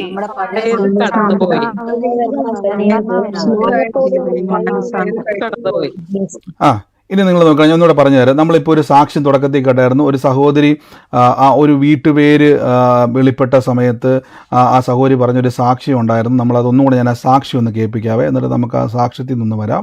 ഇങ്ങനെ കൊല്ലംപറമ്പിൽ നിന്നൊരു വീട്ടുപേര് ദൈവം കാണിക്കുന്നു. അപ്പോൾ കൊല്ലംപറമ്പിൽ നിന്നൊരു വീട്ടുപേര് പരിശുദ്ധാത്മാവ് ഇങ്ങനെ കാണിക്കുന്നു. അപ്പോൾ ആ സമയത്ത് സൂമിൽ ആരുമില്ല, കൊല്ലംപറമ്പുമായിട്ട് ബന്ധപ്പെട്ട ആരുമില്ലായിരുന്നു. ആ സഹോദരി യൂട്യൂബിലാണ് കേട്ടത്. അപ്പോൾ അവർ ഏറ്റെടുത്തിട്ട് അവരുടെ കസിൻ അയച്ചു കൊടുത്തു. ആ കസിൻ അയച്ചു കൊടുത്തിട്ട് അവർക്കൊന്നും മനസ്സിലായില്ല. അവർ പറഞ്ഞു എനിക്കറിയത്തില്ല, ഒന്നും മനസ്സിലായില്ല. എന്തായാലും അവർ ആ ക്ലിപ്പ് കേട്ടു, അവർ ഏറ്റെടുത്തു. എന്തായാലും കർത്താവ് ഇടപെട്ടതാണല്ലോ എന്ന് പറഞ്ഞ് അവർ ഏറ്റെടുത്തപ്പം 5 വർഷമായിട്ടുണ്ടാകാതിരുന്നൊരു തലമുറ ആ കുടുംബത്തിൽ തുറന്നു വന്നു. അപ്പം ഞാൻ ചോദിച്ചോട്ടെ, ആ തലമുറ പഴയതാണോ, ആ ഉണ്ടായ തലമുറ പുതിയതാണോ? പുതിയത്. അതായത് ഉള്ള ഒന്നിനെ വീണ്ടും പുതുക്കാൻ നമുക്ക് പറ്റത്തില്ല. ഇപ്പം നമുക്കറിയാം, നമ്മുടെ വീട്ടിലൊക്കെ പഴയ വണ്ടി നമ്മൾ എന്ത് ചെയ്യാറുണ്ട്, അത് പുത്തം പോലെ ആക്കാറുണ്ട് അല്ലേ? പുതിയതുപോലെ പെയിൻ്റൊക്കെ അടിച്ച് നല്ല കുട്ടപ്പനാക്കി കഴുകി വൃത്തിയാക്കി കണ്ട പുത്തം പോലെ എന്നേ പറയത്തുള്ളൂ. ശരിക്കും പറഞ്ഞാൽ അത് പുതിയതാണോ? അല്ല. അത് എത്ര പുതിയതുപോലെ ആക്കിയാലും അത് പുതിയതല്ല. ആ വണ്ടി പുതിയതാകണമെങ്കിൽ ഷോറൂമിൽ ചെന്നിട്ട് ഇതുവരെ ഒരു മനുഷ്യനും സ്റ്റാർട്ട് ചെയ്ത് ഉപയോഗിക്കത്തില്ലാത്ത, 1 കിലോമീറ്റർ പോലും ഓടിയിട്ടില്ലാത്ത, പുതിയ താക്കോലും പുതിയ ലൈറ്റും പുതിയ എഞ്ചിനുമുള്ള ഒരു വണ്ടിയാണ് വീട്ടുമുറ്റത്ത് കൊണ്ട് വെച്ചിരിക്കുന്നതെങ്കിൽ അതിൻ്റെ പേരാണ് പുതിയ വണ്ടി. മറ്റേതെല്ലാം പഴയത് പുതുതാക്കിയിരിക്കുന്നതാണ്. ശ്രദ്ധിച്ചോണം, പഴയ വണ്ടി പുതിയതുപോലെ. ഇതാണ് യോഹന്നാന്റെ സ്നാനം. യോഹന്നാന്റെ സ്നാനം എന്ന് പറഞ്ഞു കഴിഞ്ഞാൽ, ഒരു യഹൂദനായ ഒരു വ്യക്തി എന്തുവായിക്കോട്ടെ, അവൻ യോർദാനിൽ വന്നിട്ട് അവൻ്റെ സകല പാപവും ഏറ്റുപറഞ്ഞ് അവൻ സ്നാനപ്പെട്ട് കഴിഞ്ഞാൽ അവൻ യഹൂദൻ തന്നെയാണ്. അവൻ്റെ ജീവിതത്തിൽ അവൻ്റെ പാരമ്പര്യമായിട്ടുള്ള രോഗത്തിനോ ശാപത്തിനോ ഒരു വ്യത്യാസവുമില്ല. അവൻ സ്നാനപ്പെട്ടു, സത്യമാണ്. പക്ഷെ അവൻ വീണ്ടും ജനിച്ചിട്ടില്ല. യോഹന്നാന്റെ സുവിശേഷം 3-ാം പറഞ്ഞു വീണ്ടും ജനിക്കണമെന്ന് യേശു പറയുന്നുണ്ട്, പുതുതായി ജനിക്കണം. ഉടനെ നിക്കോദീമോസ് ചോദിക്കുന്നത്, ഞാൻ വീണ്ടും എൻ്റെ അമ്മയുടെ ഉദരത്തിൽ, ഞാനത് വീണ്ടും എക്സ്പ്ലെയിൻ ചെയ്യുന്നില്ല, ഈ സ്നാനത്തെ പറ്റിയുള്ള ക്ലാസ്സിൽ അത് പറഞ്ഞതുകൊണ്ട് ഞാൻ വീണ്ടും റിപ്പീറ്റ് ചെയ്യുന്നില്ല. അവിടെ പറയുന്നുണ്ട്, ഞാൻ വീണ്ടും എൻ്റെ അമ്മയുടെ ഉദരത്തിലേക്ക് മടങ്ങിപ്പോയിട്ട് എങ്ങനെ ജനിക്കും എന്നൊരു ചോദ്യം ചോദിക്കുന്നുണ്ട്. അപ്പോൾ യേശു പിന്നെയും പറയുന്നുണ്ട്, നീ എന്ത് ചെയ്യണം? വീണ്ടും ഞാനോട് പറയുന്നു, വെള്ളത്താൽ ആത്മാവിൽ ഞാൻ വീണ്ടും ജനിക്കണം. അപ്പോൾ വീണ്ടും ജനിക്കുക എന്ന് പറഞ്ഞാൽ പഴയ ഒന്നിനെ റിപ്പയർ ചെയ്യുമല്ല. നിങ്ങൾ യേശു ക്രിസ്തുവിനെ കർത്താവൻ രക്ഷിതാവുമായി സ്വീകരിച്ച് സ്നാനമേക്കുന്ന സമയത്ത് നിങ്ങൾ ആരായിരിക്കുന്നറിയാവോ? പുതിയ വ്യക്തി ആയിരിക്കുന്നു. നിങ്ങൾ ഏത് മതത്തിൽപ്പെട്ട ആളായിക്കോട്ടെ, ഏത് ജാതിയിൽപ്പെട്ട ആളായിക്കോട്ടെ, ഏത് രീതിയിൽ പോയ ആളായിക്കോട്ടെ, നിങ്ങൾ യേശുവിലേക്ക് വന്നു കഴിഞ്ഞാൽ പിന്നെ നിങ്ങൾക്ക് അവിടെ പുതിയ സൃഷ്ടിയാണ്. ഈ രക്ഷിക്കപ്പെട്ടതിന് ശേഷം ചിലർ ജാതി പറയത്തില്ല. അതൊന്നും യോഹന്നാന്റെ സ്നാനമാണ്. അത് ജാതി പറയുന്നത്, എൻ്റെ കുടുംബം ആരാന്നറിയോ ബ്രദറെ, ഞാൻ ആരാന്നറിയാവോ, എൻ്റെ പിതാക്കന്മാരാരാന്നറിയാവോ, എൻ്റെ കുടുംബക്കാരാരാന്നറിയാവോ, എൻ്റെ കുടുംബം ഏറാന്ന് ബ്രദറിന് അറിയാവോ? ഇതൊക്കെ യോഹന്നാന്റെ സ്നാനമാണ്. ഇത് യോഹന്നാന്റെ സ്നാനമാണ്. ഇതിന് പ്രത്യേകിച്ച് ഗുണമൊന്നുമില്ല. ഇതൊരു ഡെമോയാണ്, സ്നാനത്തിൻ്റെ ഒരു നിഴല് മാത്രമാണ് ഈ കാണുന്നത്. ഇങ്ങനെ സ്നാനപ്പെട്ടവർക്ക് ഒരിക്കലും പുതിയ സൃഷ്ടിയല്ല. അവർക്ക് പാരമ്പര്യ രോഗങ്ങൾ വരും. അവർക്ക് എന്തൊക്കെയാണോ പഴയ മനുഷ്യനിലുള്ള ആദത്തിലുള്ളതെല്ലാം അവർക്ക് വരും. അവരെപ്പോഴും ജീവിക്കുന്നത് യോഹന്നാന്റെ സ്നാനത്തിലാണ്. ഞാൻ മാനസാന്തരപ്പെട്ടു, ഞാൻ സ്നാനപ്പെട്ടു. പക്ഷെ അവരെന്ത് ചെയ്തിട്ടില്ല? പുതിയ സൃഷ്ടിയായിട്ടില്ല. ആരാണ് പുതിയ സൃഷ്ടി? ഇവിടെ പൗലോസ് ഒരു വാക്ക് പറഞ്ഞ് നിങ്ങൾ ശ്രദ്ധിച്ചു നോക്കിയേ, ഈ 15-ാമത്തെ വാക്ക്, ആകയാൽ ഇന്ന് മുതൽ ഞങ്ങൾ ആരെയും ജഡപ്രകാരം അറിയുന്നില്ല. ക്രിസ്തുവിനെ ജഡപ്രകാരം അറിയുന്നുവെങ്കിൽ ഇനി എന്ത് ചെയ്യുന്നില്ല? അങ്ങനെ അറിയുന്നില്ല. അപ്പൊ എന്താണ് ഈ ജഡപ്രകാരം എന്ന് പറഞ്ഞാൽ? അതിന്റെ അർത്ഥം എന്ന് പറഞ്ഞാൽ യേശുവിനെ അന്ന് വരെ അറിഞ്ഞുകൊണ്ട്, യേശുവിനെ ഇന്നും ഞങ്ങൾ നീന്നില്ല, ഞങ്ങൾ ജഡപ്രകാരം ഇന്നു മുതൽ ആകയാൽ ഞങ്ങൾ ഇന്നു മുതൽ ആരെയും ജഡപ്രകാരം അറിയുന്നില്ല, ക്രിസ്തുവിനെ ജഡപ്രകാരം അറിഞ്ഞു എങ്കിലും ഇനി മുതൽ യേശുവിനെ എന്ത് ചെയ്യുന്നില്ല? ജഡപ്രകാരം അറിയുന്നില്ല. അടുത്ത വാക്യത്തിൽ ഒരുവൻ ക്രിസ്തുവിലായാൽ അവൻ പുതിയ സൃഷ്ടിയാകുന്നു. അപ്പൊ പുതിയ സൃഷ്ടി എന്ന് പറഞ്ഞാൽ ക്രിസ്തുവിനെ ജഡപ്രകാരം, ജഡം എന്ന് പറയുന്നതിന്റെ അർത്ഥം എന്താ? ജഡപ്രകാരം എന്നതിന്റെ അർത്ഥം എന്തുവാ? ജഡപ്രകാരം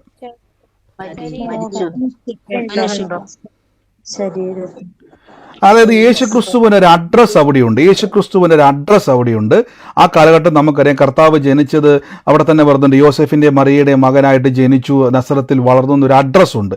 അപ്പൊ ആ ജഡപ്രകാരമല്ല ഞങ്ങൾ അറിയുന്നത്, ക്രിസ്തുവിലാകുക എന്ന് പറഞ്ഞാൽ ദൈവത്തിന്റെ വാഗ്ദാനത്തിലേക്ക് എന്ത് ചെയ്യുന്നു? ഞാൻ പ്രവേശിക്കുന്നു. അപ്പൊ എന്താണ് ദൈവത്തിന്റെ വാഗ്ദത്തം? അബ്രഹാം മുതൽ, ഉൽപ്പത്തി പുസ്തകം മുതൽ പറഞ്ഞു വന്നിരിക്കുന്ന ഒരു വാക്കുണ്ട്. നിങ്ങൾ നോക്കിക്കേ, നമ്മൾ ഉൽപ്പത്തി പുസ്തകത്തിൽ ആ വാക്കിലോടൊന്ന് വരാൻ വേണ്ടി പോവാണേ. ഇവിടെ നോക്കിയേ, നിന്റെ സന്തതി മുഖാന്തരം സകല വംശങ്ങളും അനുഗ്രഹിക്കപ്പെടും. ഈ ഒരു അനുഗ്രഹത്തിലേക്ക് നിങ്ങൾ പ്രവേശിക്കുകയാണ് സ്നാനപ്പെടുമ്പോൾ. അതായത് നിങ്ങൾക്ക് അബ്രഹാമുമായിട്ട് ഒരു ബന്ധവുമില്ല, യാക്കോബോ ഇസഹാക്കുമായിട്ടൊരു ബന്ധവുമില്ല, നിങ്ങൾക്ക് ഇവരുമായിട്ട് ഒരു കണക്ഷനുമില്ല. നമ്മൾ കോട്ടയത്തോ കൊല്ലത്തോ എറണാകുളത്തോ ഏതോ ഒരു പിതാവിന് ഏതോ റേഷൻ കാർഡിൽ ജനിച്ച ഏതോ ഒരു വ്യക്തിയാ. പക്ഷെ ബൈബിൾ പറയുന്നു, ഈ നമ്മൾ രക്ഷിക്കപ്പെട്ട ഉടനെ വാഗ്ദത്ത സന്തതിയായ ക്രിസ്തുവുമായി ചേരുന്നു. അതായത് ഉൽപ്പത്തി പുസ്തകം മുതൽ പറഞ്ഞു വന്ന സകല അനുഗ്രഹങ്ങളും നിങ്ങൾ കൂട്ടവകാശികളായി മാറിയിരിക്കുന്നു. അപ്പൊ നിങ്ങളുടെ പാരമ്പര്യം ഇപ്പൊ ഏതാ? ക്രിസ്തുവിന്റെ പാരമ്പര്യമാണ്. നിങ്ങളുടെ പാരമ്പര്യം ഏതാ? ദൈവത്തിൻ്റെ പാരമ്പര്യമാണ്. അതുകൊണ്ടാണ് നിങ്ങൾ ബൈബിളിൽ എപ്പോഴും പറയുന്നത് നിങ്ങളിപ്പോൾ ദൈവത്തിൻ്റെ ഭവനക്കാരാണ്. അതുകൊണ്ടാണ് പാരമ്പര്യ രോഗങ്ങൾ ആരെങ്കിലും അനുഭവിക്കുന്നുണ്ടെങ്കിൽ അതിനെ ജയിക്കാൻ, അതിൽ നിന്ന് സൗഖ്യമാകാനുള്ള ഏറ്റവും നല്ല മാർഗം നിങ്ങൾ ഒറ്റ കാര്യം പറഞ്ഞാൽ മതി, പാരമ്പര്യ രോഗത്തിന് എൻ്റെ മേൽ അധികാരമില്ല, ഞാൻ ക്രിസ്തുവിൻ്റെ പാരമ്പര്യത്തിലാണ്. പാരമ്പര്യ ക്യാൻസറിലല്ല ഞാൻ ഇരിക്കുന്നത്. യേശുവിൽ ക്യാൻസർ ഇല്ലെങ്കിൽ, സ്വർഗത്തിലെ ദൈവത്തിൽ രോഗമില്ലെങ്കിൽ, ദൈവത്തിന് പാരമ്പര്യ രോഗമില്ലെങ്കിൽ എനിക്കും പാരമ്പര്യ രോഗമില്ല. കാര്യം ബൈബിൾ പറയുന്നു, നീ മുഖാന്തരം, നിന്റെ സന്തതി മുഖാന്തരം ഭൂമിയിലെ സകല വംശങ്ങളും അനുഗ്രഹിക്കപ്പെടും. അപ്പം എൻ്റെ മേലുള്ള ദൈവത്തിൻ്റെ പ്ലാൻ എന്ന് പറഞ്ഞാൽ ഞാൻ ഒരു അനുഗ്രഹമാണ്. ഇത് പറയുമ്പോൾ ചിലർക്ക് ഇഷ്ടപ്പെടത്തില്ല. വെറുതെ എപ്പോഴും ഈ അനുഗ്രഹം അനുഗ്രഹം അനുഗ്രഹം പറയുന്നത് എന്തോ ഒരു അരോചകമാണ് ചിലർ പറയും. ഞാൻ എപ്പോഴും പറഞ്ഞു, നിങ്ങൾ ഒരു ഗതിയുമില്ലാതെ മറ്റുള്ളവൻ്റെ മുമ്പിൽ പോയി കൈ നീട്ടി ഒരു 10 രൂപ തരാവോ? രോഗവും കഷ്ടതയും ദുരിതവും പ്രയാസവും ഒക്കെ പറഞ്ഞുകൊണ്ട് ചെല്ലുമ്പോൾ കർത്താവിൻ്റെ നാമത്തിൽ ഇതെല്ലാം സഹിക്കും മകനെ മകളെ എന്ന് പറയാൻ ലോകത്തിൽ എല്ലാവർക്കും പറ്റും. അതിന് പ്രത്യേകിച്ച് നിങ്ങൾ പഠനത്തിൻ്റെ ആവശ്യമൊന്നുമില്ല. പക്ഷെ നീ ഒരു അനുഗ്രഹമാണെന്ന് പറയണമെങ്കിൽ അത് കർത്താവിൻ്റെ വാഗ്ദത്തമുള്ളവനെ പറയുവാൻ കഴിയത്തുള്ളൂ. ആമേൻ. അപ്പോൾ ദൈവത്തിലുള്ള വാഗ്ദത്തം. അപ്പോൾ നിങ്ങൾ രക്ഷിക്കപ്പെട്ടൊരു വ്യക്തിയാണോ? ഞാൻ ബ്രദറെ ആരാന്നറിയാമായിരുന്നോ? ബ്രദറിനെ ഇപ്പം ഞാൻ എൻ്റെ കുടുംബം എന്നാണെന്നറിയാവോ? ഞാൻ ഇത് പറയുന്നുണ്ടെങ്കിൽ ഉറപ്പിച്ചോണം, വീണ്ടും ജനിച്ചിട്ടില്ല, സൂക്ഷിക്കണം, സകല പാരമ്പര്യ രോഗശക്തികൾ നിങ്ങളെ തൊട്ടിരിക്കും. ഒരു ക്രിസ്തുവിലായാൽ നിങ്ങൾ അതുകൊണ്ടാണ് ഞാൻ പറഞ്ഞേക്കുന്നത്, നിങ്ങൾ യേശുവിലേക്ക് വരുമ്പോൾ നിങ്ങളുടെ സഹായം ദൈവമാണ്. നിങ്ങൾ ദൈവത്തിൻ്റെ മക്കളായിരിക്കും. ദൈവത്തിൻ്റെ മക്കൾക്ക് എവിടെയെങ്കിലും നിങ്ങൾക്ക് ഞാൻ പറഞ്ഞില്ലേ അതൊന്നും പറഞ്ഞു നടക്കേണ്ട ആവശ്യമൊന്നുമില്ല. ആമേൻ. അപ്പോൾ ഇവിടെ വചനം ശ്രദ്ധിച്ചോണം. ഇവിടെ നിങ്ങൾ നോക്കിയോണം, ആകയാൽ ക്രിസ്തുവിനെ ഞാൻ ജഡപ്രകാരം അറിയുന്നില്ല. അപ്പം ജഡപ്രകാരം അറിയുന്നില്ല, ക്രിസ്തുവിനെ ഞങ്ങൾ അറിയുന്നുവെങ്കിൽ ഇനി അങ്ങനെ അറിയുന്നില്ല. ആകയാൽ ഒരുവൻ ക്രിസ്തുവിലായാൽ അവൻ പുതിയ സൃഷ്ടിയാകുന്നു, പഴയത് കഴിഞ്ഞു പോയി, ഇതാ പുതുതായി തീർന്നിരിക്കും. ശ്രദ്ധിച്ചു നോക്കിയാൽ നിങ്ങളിപ്പോൾ ആരാന്നറിയാവോ? ഒരു കുഞ്ഞ്, ദൈവത്തിൻ്റെ കുഞ്ഞ് ജനിച്ചാൽ എങ്ങനെ ഇരിക്കും? ഇപ്പം നിങ്ങളുടെ വീട്ടിൽ ജനിക്കുന്ന കുഞ്ഞ് ആരുടെ കുഞ്ഞാ? അത് നിങ്ങളുടെ ഭവനത്തിൽ ജനിച്ച കുഞ്ഞ് ആരുടെ കുഞ്ഞാ? നിങ്ങളുടെ കൊച്ച ആണല്ലോ. അങ്ങനെയാണെങ്കിൽ ദൈവരാജ്യത്തിൽ ജനിക്കുന്ന കൊച്ച ആരുടെ കൊച്ചാ?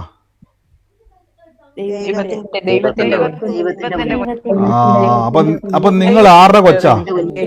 നിങ്ങൾ ആരുടെ കൊച്ചാ?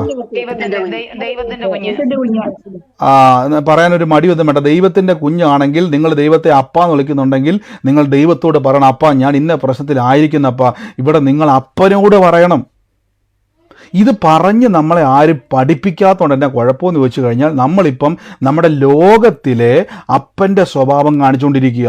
ലോകത്തിലെ അപ്പൻ്റെ സ്വഭാവം എന്തുവാ? ദൈവസന്നിധിയിൽ പോയി കരയുക, നിലവിളിക്കുക, യാചിക്കുക.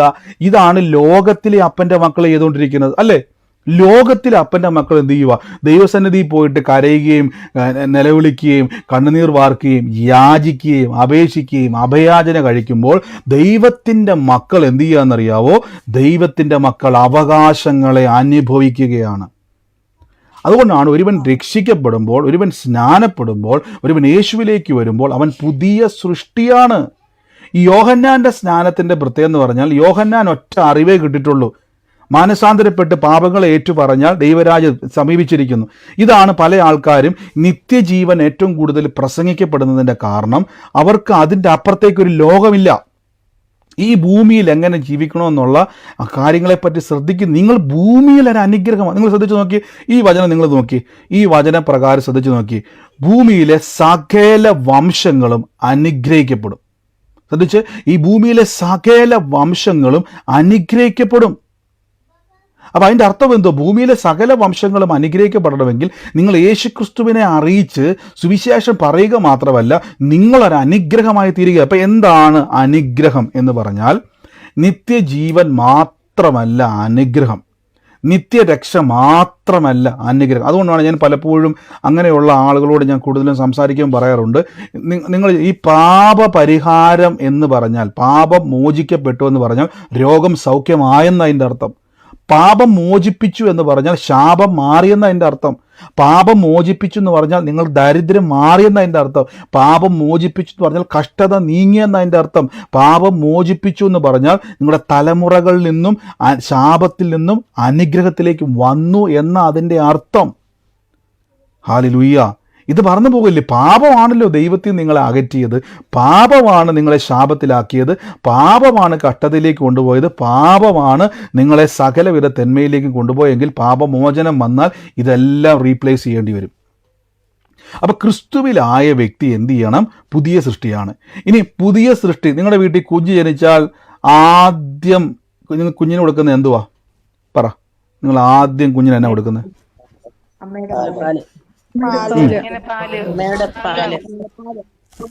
നിങ്ങൾ കുഞ്ഞിന് എന്ത് കൊടുക്കും? പാല് കൊടുക്കും അല്ലേ? കുഞ്ഞിന് പാല് കൊടുത്ത് ആദ്യം നിങ്ങൾ കൊച്ചിന് പാല് കൊടുക്കും. ആദ്യം പാല് കൊടുത്ത് കുറേ കഴിയുമ്പം കൊച്ചിന് വളർന്നു കഴിയുമ്പോൾ 5-6 വയസ്സാകുമ്പോൾ പിന്നെ നിങ്ങൾ പാല് കൊടുത്താൽ എന്ത് ചെയ്യത്തില്ല? കൊച്ചിൻ്റെ വയറ് കത്തും. ബൈബിൾ പറഞ്ഞു, വചനം എന്ന മായമില്ലാത്ത പാല് കുടിച്ച് വളരണം. അപ്പം നിങ്ങൾ വളരണമെങ്കിൽ, ഒരു വിശ്വാസിക്ക് വളരണമെങ്കിൽ വചനം കേൾക്കണം. ഞാൻ അങ്ങോട്ട് പറഞ്ഞില്ലേ, ഞാൻ ചോദിച്ചോളൂ, നിങ്ങൾക്ക് ഈ വചനം കേട്ടിട്ട് ക്രിസ്തുവിൽ വളർച്ച പ്രാപിച്ച ആരെങ്കിലും ഈ കൂട്ടായ്മയിലുണ്ടോ? വചനം കേട്ടിട്ട് ഒരു വളർച്ച ഉണ്ടായ, ഒരു മാറ്റം ഉണ്ടായവർ? നിങ്ങളുടെ വിഷയങ്ങളിൽ എന്തെങ്കിലും വ്യത്യാസം വന്നവരുണ്ടോ? വചനം കേട്ടത് കൊണ്ടാണ് ഇന്ന് ജീവനോടെ ഇരിക്കുന്നത്. ആമേൻ. അപ്പം നിങ്ങൾക്ക് വചനം കേട്ടുകൊണ്ട് ഒത്തിരി മാറ്റം ഉണ്ടായിരുന്നു. നിങ്ങൾ വചനം എന്ന പായമില്ലാത്ത പാല് കുടിച്ചപ്പോൾ എന്ത് പറ്റി? നിങ്ങൾക്ക് വളർച്ച ഉണ്ടായും. വളർന്നപ്പോൾ എന്ത് പറ്റിയെന്നറിയാവോ? നിങ്ങളുടെ പ്രശ്നങ്ങളെ ജയിക്കുവാനുള്ള കൃപ നിങ്ങൾക്ക് അനുഭവിക്കാൻ പറ്റി. നിങ്ങൾ അനേകർക്കൊരു അനുഗ്രഹമാണ്. നിങ്ങളിപ്പോൾ ഞാൻ പറഞ്ഞില്ലേ, ഈ നിങ്ങളൊരു യേശുക്രിസ്തുവിനെ ഒരു വ്യക്തിക്ക് പറഞ്ഞു കൊടുക്കുന്നുണ്ട്. ഞാൻ ആദ്യത്തെ ഒരു സാക്ഷ്യത്തിലേക്ക് മടങ്ങി വരാവേ. ആ സഹോദരി, ആ വീട്ടുപേര് ഞാൻ ചോദിച്ചോട്ടെ, ഈ നമുക്ക് കർത്താവിൽ വിശ്വസിക്കുന്ന നിത്യജീവൻ ഉണ്ടെങ്കിൽ പിന്നെ എന്തുകൊണ്ടാണ് കർത്താവ് ആ വീട്ടുപേരുള്ള വ്യക്തിയെ വെളിപ്പെടുത്തി? നമ്മൾ കഴിഞ്ഞ പുസ്തകം ഒത്തിരി സാക്ഷ്യം കേൾക്കും, ഒത്തിരി പ്രവചനാലോചന കേൾക്കുന്നവരാണ്, ഒത്തിരി അത്ഭുതം കേൾക്കുന്നവരാണ്. എങ്കിലും ഞാൻ ആ സാക്ഷി തന്നുകൊണ്ട് പറയുകയാണ്, ഈ കർത്താവിൽ വിശ്വസിക്കുന്ന വ്യക്തിക്ക് നിത്യജീവനും നിത്യരക്ഷയും മാത്രമാണെങ്കിൽ പിന്നെ എന്തുകൊണ്ടാണ് ആ വീട്ടുപേര് വെളിപ്പെടുത്തിയിട്ട് 5 വർഷമായിട്ട് തലമുറയില്ലാത്ത ആ കുടുംബത്തിൻ്റെ മേൽ ആ ഒരു സഹോദരി പറയുകയാണ്, ഈ വീഡിയോ ക്ലിപ്പ് കേൾക്ക്, ഈ വീഡിയോ ക്ലിപ്പ് കേട്ട്, ഞാൻ ചോദിച്ചോട്ടെ, വീഡിയോ ക്ലിപ്പ് കേട്ട ഉടനെ കൊച്ചുണ്ടാവും? നിങ്ങൾ പറ, വീഡിയോ ക്ലിപ്പ് കേട്ട കൊച്ചുണ്ടാവുമോ? ഇല്ല. പിന്നെ എങ്ങനെ 5 വർഷമായിട്ട്? അവർ തന്നെ പറഞ്ഞു 5 വർഷമായിട്ട് തലമുറ ഇല്ലായിരുന്നു. പക്ഷെ അത് കേട്ടതിന് ശേഷം പിന്നെ അവർ ചെക്ക് ചെയ്തപ്പോൾ വലിയൊരു അത്ഭുതം കാണാനെടുത്തു. അപ്പോൾ എന്താ അവിടെ സംഭവിച്ചത്? നീ മുഖാന്തരം, നിന്റെ സന്തതി മുഖാന്തരം ഭൂമിയിലെ സകല വംശങ്ങളും അനുഗ്രഹിക്കപ്പെടും. അതിനർത്ഥം നിങ്ങളൊരു ഭവനത്തിൽ കാലുകുത്തിയാൽ, നിങ്ങളൊരു വ്യക്തിയോട് സുവിശേഷം പറഞ്ഞാൽ, അവൻ തകർന്നിരിക്കുന്നവനായിക്കോട്ടെ, അവൻ പാപത്തിൽ പോകുന്നവനായിക്കോട്ടെ, അവൻ രോഗത്തിലിരിക്കുന്നവനായിക്കോട്ടെ, അവൻ ശാപത്തിലിരിക്കുന്നവനായിക്കോട്ടെ, നിങ്ങൾ ആ ഭവനത്തിൽ ചെന്ന് യേശുവിനെ പറ്റി പറയുമ്പോൾ നിങ്ങളുടെ അകത്തിരിക്കുന്ന ഭൂമിയിലെ സകല വംശങ്ങളും അനുഗ്രഹിക്കപ്പെടുമെന്നുള്ള വചനത്തിൻ്റെ ശക്തി ആ ഭവനത്തിൻ്റെ സകല പ്രശ്നത്തെയും പൊട്ടിച്ചു മാറ്റുവാൻ ഇടയായിത്തീരും. ആമേൻ. പക്ഷെ നിങ്ങൾ എന്ത് ചെയ്യത്തില്ല, എന്ത് ചെയ്താൽ നമ്മൾ പോയി പറയത്തില്ല. കാര്യം നമുക്കറിയത്തില്ല, നമ്മളിപ്പോഴും പാല് കിട്ടാത്ത പട്ടിണി കിടക്കുന്ന ശിശുക്കളാണിപ്പോഴും. നമുക്ക് ആഹാരമില്ലിപ്പം. നമ്മളിങ്ങനെ നിലവിളിച്ചുകൊണ്ടിരിക്കുക. അതുകൊണ്ടാണ് പലപ്പോഴും നമ്മുടെ പ്രാർത്ഥനകളൊക്കെ നിലവിളിയായി പോകുന്നത്. ഞാൻ പറഞ്ഞു, ദൈവസ്നേഹം വരുമ്പം കരയുന്ന പോലെയല്ല. ദൈവസന്നിധി നിങ്ങളിപ്പോൾ കരയുന്നുണ്ടെങ്കിൽ നിങ്ങൾ പാല് പോലും കിട്ടാത്ത പിള്ളേരാ. ശ്രദ്ധിച്ചിട്ടുണ്ടോ? കുഞ്ഞുങ്ങൾ എത്ര കരഞ്ഞുകൊണ്ടിരുന്നാലും ഇച്ചിരി പാല് കൊടുത്താൽ പിന്നെ അവർ സ്വസ്ഥമായി, ഒരു കുഴപ്പമില്ല, അവർ ഡീസൻ്റാ, അവർക്ക് ഒരു പ്രശ്നം. കറക്റ്റ് സമയത്ത് പാല് കൊടുത്താൽ അവരൊന്നും മിണ്ടത്തില്ല, അനങ്ങാതെ അവിടെ ഇരുന്നോളും. ഇപ്പോൾ നിങ്ങൾ ദൈവസന്നിധിയിൽ വന്ന് നിലവിളിച്ചുകൊണ്ടിരിക്കുകയാണ്. എൻ്റെ അർത്ഥം നിങ്ങൾക്ക് നല്ല ആഹാരം ലഭിക്കുന്നില്ല, പോഷകാഹാരം ലഭിക്കുന്നില്ല, ക്രിസ്തുവിൽ നിങ്ങൾ വളരുന്നില്ല, കർത്താവിൽ നിങ്ങൾ എന്ത് ചെയ്യുന്നില്ല, അനുഗ്രഹമായി തീരുവാൻ ഇടയായിത്തീരും. ഹല്ലേലൂയ.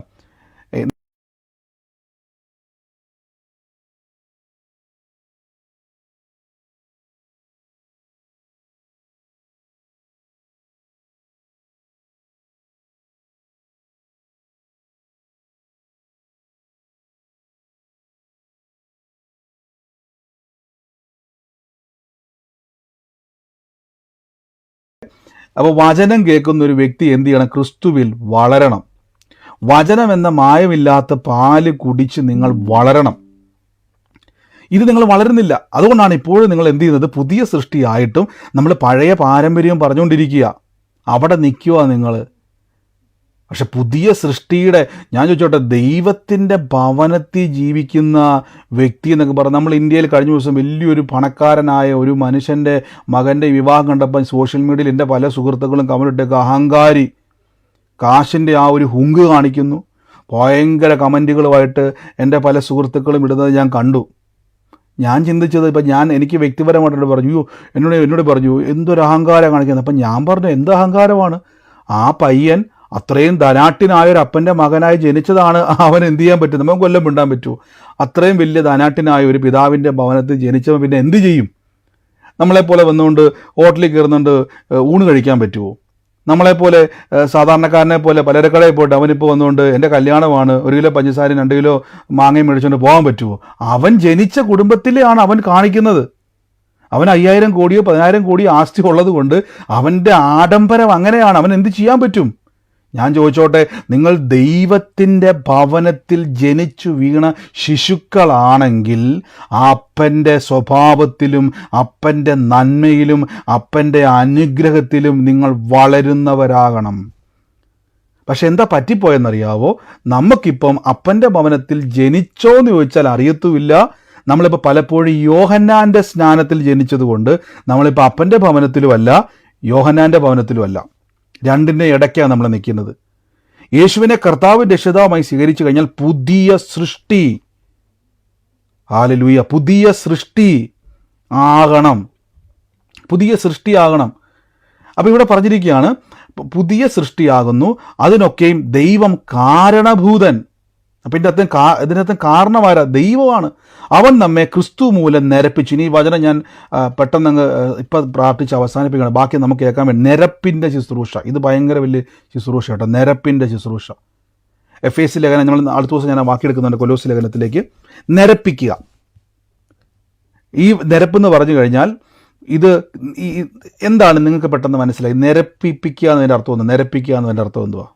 ഒറ്റ വാക്കിലൊന്ന് പറയാവോ? നിരപ്പിക്കുക.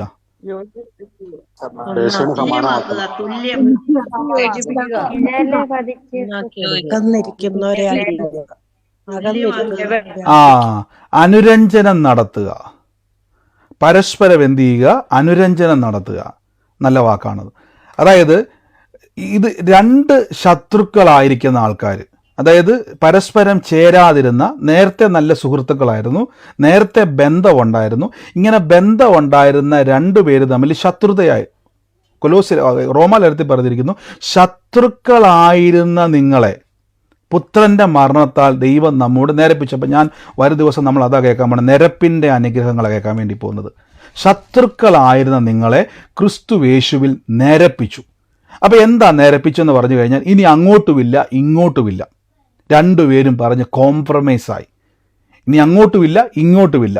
അപ്പം ക്രിസ്തു മൂലം നിരപ്പിച്ചു. ഇനി ശ്രദ്ധിച്ചോണേ, അതിൻ്റെ അർത്ഥം ഇനി ദൈവത്തിന് നിങ്ങളോട് ശത്രുതയില്ല. റോമാലേഖനം പറയുന്നു, ശത്രുക്കളായിരിക്കുമ്പോൾ തന്നെ പുത്രന്റെ മരണത്താൽ. അപ്പൊ ശത്രുവാ നമ്മൾ. എങ്ങനെ ശത്രുവായത്? പാപം ചെയ്യുന്നവൻ ദേഹി മരിക്കണം. പാപം ചെയ്യുന്നവന് ദൈവവുമായിട്ട് കൂട്ടുകൂടാൻ പറ്റത്തില്ല. അതുകൊണ്ട് നമ്മൾ ശത്രുവായത്. യേശു ക്രിസ്തു വന്നിട്ട് കോംപ്രമൈസ് ചെയ്യിപ്പിച്ചു. എങ്ങനെ കോംപ്രമൈസ് ചെയ്യിച്ചെന്ന് അറിയാവോ? ഏറ്റവും താഴത്തെ വാക്യം നോക്കിക്കോണേ, ഈ താഴെ നോക്കി, പാപം അറിയാത്തവനെ നാം യേശു ക്രിസ്തുവിൽ ദൈവത്തിൻ്റെ നീതി വെളിപ്പെടേണ്ടതിന് യേശു ക്രിസ്തുവിനെ ദൈവം നമുക്ക് വേണ്ടി പാപമാക്കി. അപ്പം എനിക്ക് കോംപ്രമൈസ് കിട്ടിയത് എങ്ങനെയാ? എൻ്റെ ശത്രുത, ദൈവമായിട്ടുള്ള ശത്രുത മാറിയത് എങ്ങനെയാ? യേശു വന്നിട്ട് പറഞ്ഞു, നമ്മളെ രണ്ടുപേരെയും അകറ്റി നിർത്തിയത് പാപമാണ്. കർത്താവ് ഒരു കാര്യം ചെയ്യും, ദൈവത്തോട് പറയും, ദൈവമേ ഒരു കാര്യം ചെയ്യാം, പാപമാണല്ലോ കുഴപ്പം. പിതാവ് പറഞ്ഞു, ശരിയാ, പാപവർഷം. മനുഷ്യൻ പറഞ്ഞു, അതേ കർത്താവേ, പാപവർഷം. യേശു ഒരു കാര്യം ചെയ്യും, പാപം ഞാനങ്ങ് എടുത്തോളാം. അപ്പം പിതാവ് ചോദിച്ചു, പാപത്തിൻ്റെ ശമ്പളം ആരെടുക്കും? യേശു, അതും ഞാൻ എടുത്തോളാം. അപ്പം വീണ്ടും ചോദ്യം, അപ്പം പാപം നിമിത്തം വന്ന കഷ്ടത, ദുരിതം, പ്രയാസ, രോഗശക്തി എന്ത് ചെയ്യും? യേശു പറഞ്ഞു, അതും ഞാൻ എടുത്തോളാം. എനിക്ക് ഒറ്റ കാര്യം സംഭവിച്ചാൽ മതി, നിരപ്പ് കിട്ടിയാൽ മതി. അതായത് ദൈവവും മനുഷ്യനും തമ്മിൽ ഒന്നാകണം. ദൈവവും മനുഷ്യനും തമ്മിൽ ഒന്നാകണം. അതിനൊറ്റ വഴിയേ ഉള്ളൂ, യേശു ഭൂമിയിൽ മരിക്കണം. കർത്താവ് എന്ത് ചെയ്തു? റെഡി. പാപം ഏറ്റെടുത്തു, യേശു മരിച്ചു. ഉടനെ ദൈവം പറഞ്ഞു, ഇനി മുതൽ എന്ത് ചെയ്യുകയാണ്? നീ എൻ്റെ ഭവനത്തിലേക്ക് വാ. ഇതാണ് രക്ഷിക്കപ്പെടുമ്പോൾ സംഭവിക്കുന്നത്. ഇപ്പം നിങ്ങൾ എവിടെയാണെന്നറിയാവോ? ദൈവത്തിൻ്റെ ഭവനത്തിൽ കയറിയിരിക്കുക കസേരയിൽ. ഇവിടെ ഇരുന്നുകൊണ്ട് നിങ്ങൾ എന്ത് ചെയ്യുക? എൻ്റെ കർത്താവെ, പിശാച് എന്നെ ഇട്ട് വട്ടം കറക്കും. എൻ്റെ പൊന്നു സഹോദര, ദൈവമാ പിതാവ് നിങ്ങളുടെ, പിശാചല്ല കേട്ടോ. അവനെ ഭയപ്പെടരുത്. പാമ്പുകളെയും തേളുകളെയും ശത്രുവിൻ്റെ സകല ബലത്തെയും ചവിട്ടി മെതിക്കുവാൻ ഇപ്പോൾ നിങ്ങൾക്ക് അധികാരമുണ്ട്. പഴയ നിയമത്തിലില്ല, ഇപ്പോൾ നിങ്ങൾക്ക് അധികാരമുണ്ട്. വാഴ്ചകളെയും അധികാരങ്ങളെയും ആയുധവർഗം വെപ്പിച്ച് ക്രൂശിൽ അവരുടെ മേൽ യേശു ജയോത്സവം കൊണ്ടാടി. ഇപ്പോൾ നിങ്ങൾ ആരാണ്? ദൈവത്തിൻ്റെ ഭവനക്കാരനാണ്. എന്നിട്ട് ഇവിടെ വന്നുകൊണ്ട് നിങ്ങളുടെ പഴയ ജാതിയും പഴയ മതവും പഴയ കാര്യവും പറഞ്ഞുകൊണ്ടിരിക്കുന്നവൻ ഓർത്തോണം, ഇപ്പോൾ ദൈവത്തിൻ്റെ ഭവനത്തിലുള്ളവനല്ല. അവനെ അപ്പം തന്നെ മനസ്സിലാക്കിക്കോണം, ഇത് യോഹന്നാൻ്റെ സ്നാനമാണ്, യോർദാനിൽ മുങ്ങിയ സ്നാനമായത്. ഇതുകൊണ്ട് പ്രത്യേകിച്ച് ഗുണമൊന്നുമില്ല. സഭയിൽ ഇങ്ങനെ കയറി ഇരിക്കാമെന്നുള്ളതല്ല. കസേരയിലൊക്കെ ഇരുന്നുകൊണ്ട് ഇങ്ങനെ പാട്ടൊക്കെ പാടുമ്പോൾ കൈയൊക്കെ അടിച്ച് മറിഞ്ഞ് ഭയങ്കര ബഹളമൊക്കെ വെക്കുന്നുള്ളൂ. പക്ഷേ പുള്ളി ഫേക്കാം.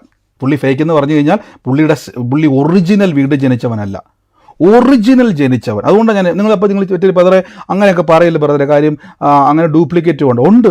ബൈബിളിൽ വ്യക്തമായിട്ട് പറഞ്ഞിരിക്കും. നിങ്ങൾ ഈ വചനം നോക്കിയാൽ മതി. തൊട്ട് മുകളിലത്തെ വാക്യം നോക്കിക്കേ, പൗലോസ്ലീഹ പറഞ്ഞ വാക്ക് ശ്രദ്ധിച്ച് നോക്കിയേ. ഒരുവൻ ക്രിസ്തുവിലായാൽ അവൻ പുതിയ സൃഷ്ടിയാകുന്നു, പഴയത് കഴിഞ്ഞുപോയി, ഇത് പുതുതായി തീർന്നിരിക്കുന്നു. ഇതിനൊക്കെ ദൈവം കാരണഭൂതൻ തന്നെ. ശ്രദ്ധിച്ച് എന്നിട്ട് പറയുകയാണ്, ക്രിസ്തുവിനെ ഞങ്ങൾ ജഡപ്രകാരം അറിഞ്ഞിരുന്നില്ല, ഇനി ക്രിസ്തുവിനെ ജഡപ്രകാരം അറിയുന്നുമില്ല എന്ന് പറഞ്ഞിരിക്കുന്നത്. അപ്പോൾ ഒരുവൻ ക്രിസ്തുവിലായാൽ അവൻ പുതിയ സൃഷ്ടിയാണ്. ദൈവത്തിൻ്റെ പൈതലാന്ന് എപ്പോഴും പറയണം. ഇങ്ങനെ പറയാൻ പറ്റാത്ത വ്യക്തികളാണ് വീണ്ടും ജനിക്കാത്തത്. വീണ്ടും ജനിച്ചവൻ എപ്പോഴും അവൻ ആ ഒറിജിനൽ വെളിപ്പെടുത്തിക്കൊണ്ടേയിരിക്കും. അവൻ ദൈവത്തിൻ്റെ മകനും മകളുമാണെന്നുള്ള ഉറപ്പിൽ സംസാരിക്കും. അവനൊരു പിതാവ് ഉണ്ടെന്നുള്ള ബോധത്തിൽ അവൻ ജീവിക്കും. അവനെ കൈവിടാത്തൊരു ദൈവം ഉണ്ടെന്ന് അവൻ അറിവിൽ ജീവിക്കും. ആമേൻ. ഞാൻ ഇന്ന് നിങ്ങൾക്ക് വേണ്ടി ഒന്ന് പ്രാർത്ഥിക്കാൻ വേണ്ടി പോകണം. ബാക്കി നമ്മൾ തുടർച്ചയായിട്ട് കേൾക്കാൻ വേണ്ടി പോവാണ്. നിരപ്പിൻ്റെ ശുശ്രൂഷയിലൂടെ എനിക്ക് ലഭിച്ചത് എന്തൊക്കെ. ഈ ദിവസങ്ങളിൽ നമുക്ക് പാല് കുടിച്ച് വളരാൻ വേണ്ടി പോവാം. ആമേൻ. അപ്പോൾ ഒരുവൻ ക്രിസ്തുവിലായാൽ അവൻ പുതിയ സൃഷ്ടിയാണ്. കർത്താവിലാണ് നിങ്ങൾ. ഇനി നിങ്ങൾക്ക് എന്ത് ചെയ്യാൻ കഴിയത്തില്ല, പഴയതും പറഞ്ഞ് നടക്കാൻ പറ്റത്തില്ല. അങ്ങനെ പറഞ്ഞ് നടന്നാൽ, ഇപ്പോൾ ചിലർ പറയും ബ്രദറെ എൻ്റെ പാരമ്പര്യം ബ്രദറിന് അറിയാൻ. അപ്പോൾ പാരമ്പര്യ രോഗം മേടിച്ചേ പറ്റത്തുള്ളന്നേ. പാരമ്പര്യ ശാപവും ചുമക്കണം, പാരമ്പര്യ രോഗം. ഈ പാരമ്പര്യം പറഞ്ഞാൽ ഇതെല്ലാം ചുമക്കണം. ഇതാ കുഴപ്പം. അയ്യോ ബ്രദർ അതെനിക്ക് പറ്റത്തില്ല, എനിക്ക് പാരമ്പര്യ ശാപവും രോഗവും ഒന്നും ചുമക്കാനും പറ്റത്തില്ല. പക്ഷെ പുതിയ സൃഷ്ടി ഇല്ലെന്നേ. പുതിയ സൃഷ്ടി എന്ന് പറഞ്ഞാൽ ഇനി ക്രിസ്തുവിൽ ഞാൻ പുതിയ ആളാണ്. എൻ്റെ ജാതി ചോദിച്ച് ആരും വരരുതേ, ഞാൻ ആരാന്ന് ചോദിച്ച് വരരുതേ. കാര്യം എനിക്ക് പറയാൻ ഒറ്റപ്പാക്കുള്ളൂ, ഞാൻ ദൈവരാജ്യത്തിലാണ്. നാളെ നമ്മൾ ദൈവരാജ്യവും നിരപ്പിൻ്റെ ശുശ്രൂഷയാണ് കേൾക്കാൻ വേണ്ടി പോകുന്നത്.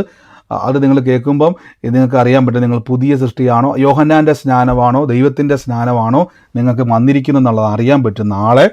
അപ്പം നാളെ അറിയാം ഇതിൻ്റെ അകത്ത് ആരാണ് ഒറിജിനലെന്നും ആരാണ് നിഴലെന്നും. അപ്പം നിഴലാണെങ്കിൽ ഈസിയാണ്. ഇനി നിഴലാണ് എന്ത് ചെയ്യും? ഒന്നും വേണ്ട, നിങ്ങൾ പൊരുളിലേക്ക് വന്നാൽ മതി, ക്രിസ്തുവിലേക്ക് വന്നാൽ മതി, എളുപ്പമാർഗ്ഗമാണ്. അപ്പോൾ ഒരു കാര്യം ഉറപ്പിച്ചോണം, നിങ്ങളൊരു അനുഗ്രഹമാണ്. ഇനി നിങ്ങൾ ഓർത്തോണം, നിങ്ങളൊരു കാല് കുത്തുന്ന വീട്ടിൽ നിങ്ങൾ കാല് കുത്തിയാൽ പിന്നെ പിശാചിനോടെ നിൽക്കാൻ പറ്റത്തില്ല. അതൊക്കെ നമ്മൾ അടുത്ത ദിവസങ്ങളിൽ കേൾക്കുന്നുണ്ട്. സ്പിരിച്വൽ തലങ്ങളെപ്പറ്റി അടുത്ത ദിവസങ്ങൾ കേൾക്കുന്നുണ്ട്. നിങ്ങൾക്ക് അനുഗ്രഹമായി തരും. ഞാൻ ഒന്ന് പ്രാർത്ഥിക്കാൻ വേണ്ടി പോവാണ് യേശുവിൻ്റെ നാമത്തിൽ.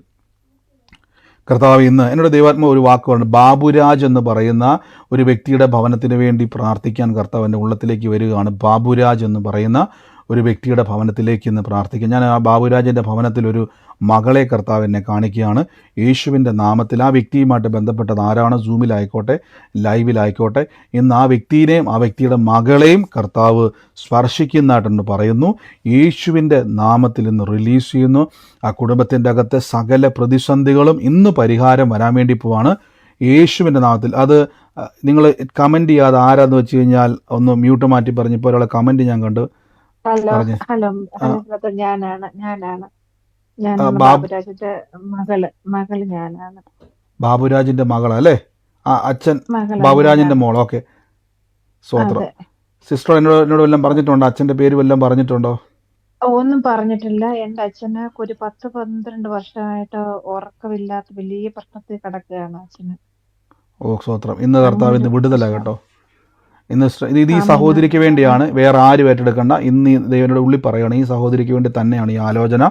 യേശുവിൻ്റെ നാമത്തിൽ എന്നോട് ആമേൻ. പെട്ടെന്ന് ഇങ്ങനെ പറഞ്ഞുകൊണ്ടിരുന്നപ്പോൾ, വചനം പറഞ്ഞുകൊണ്ടിരുന്നപ്പോൾ എൻ്റെ ഉള്ളിൽ പെട്ടെന്ന് പരിശുദ്ധാത്മ പറഞ്ഞാണ് പൗരാൻ്റെ മോൾക്ക് വേണ്ടി പ്രാർത്ഥിക്കാൻ. സിസ്റ്റർ എന്ന് പറഞ്ഞ പോലെ വർഷങ്ങളായിട്ട് കയറിക്കൂടിയ പിശാചിൻ്റെ സകല ബന്ധനങ്ങളെയും ഇപ്പോൾ യേശുവിൻ്റെ നാമത്തിൽ ഞങ്ങൾ അഴിച്ചുവിടുന്നു.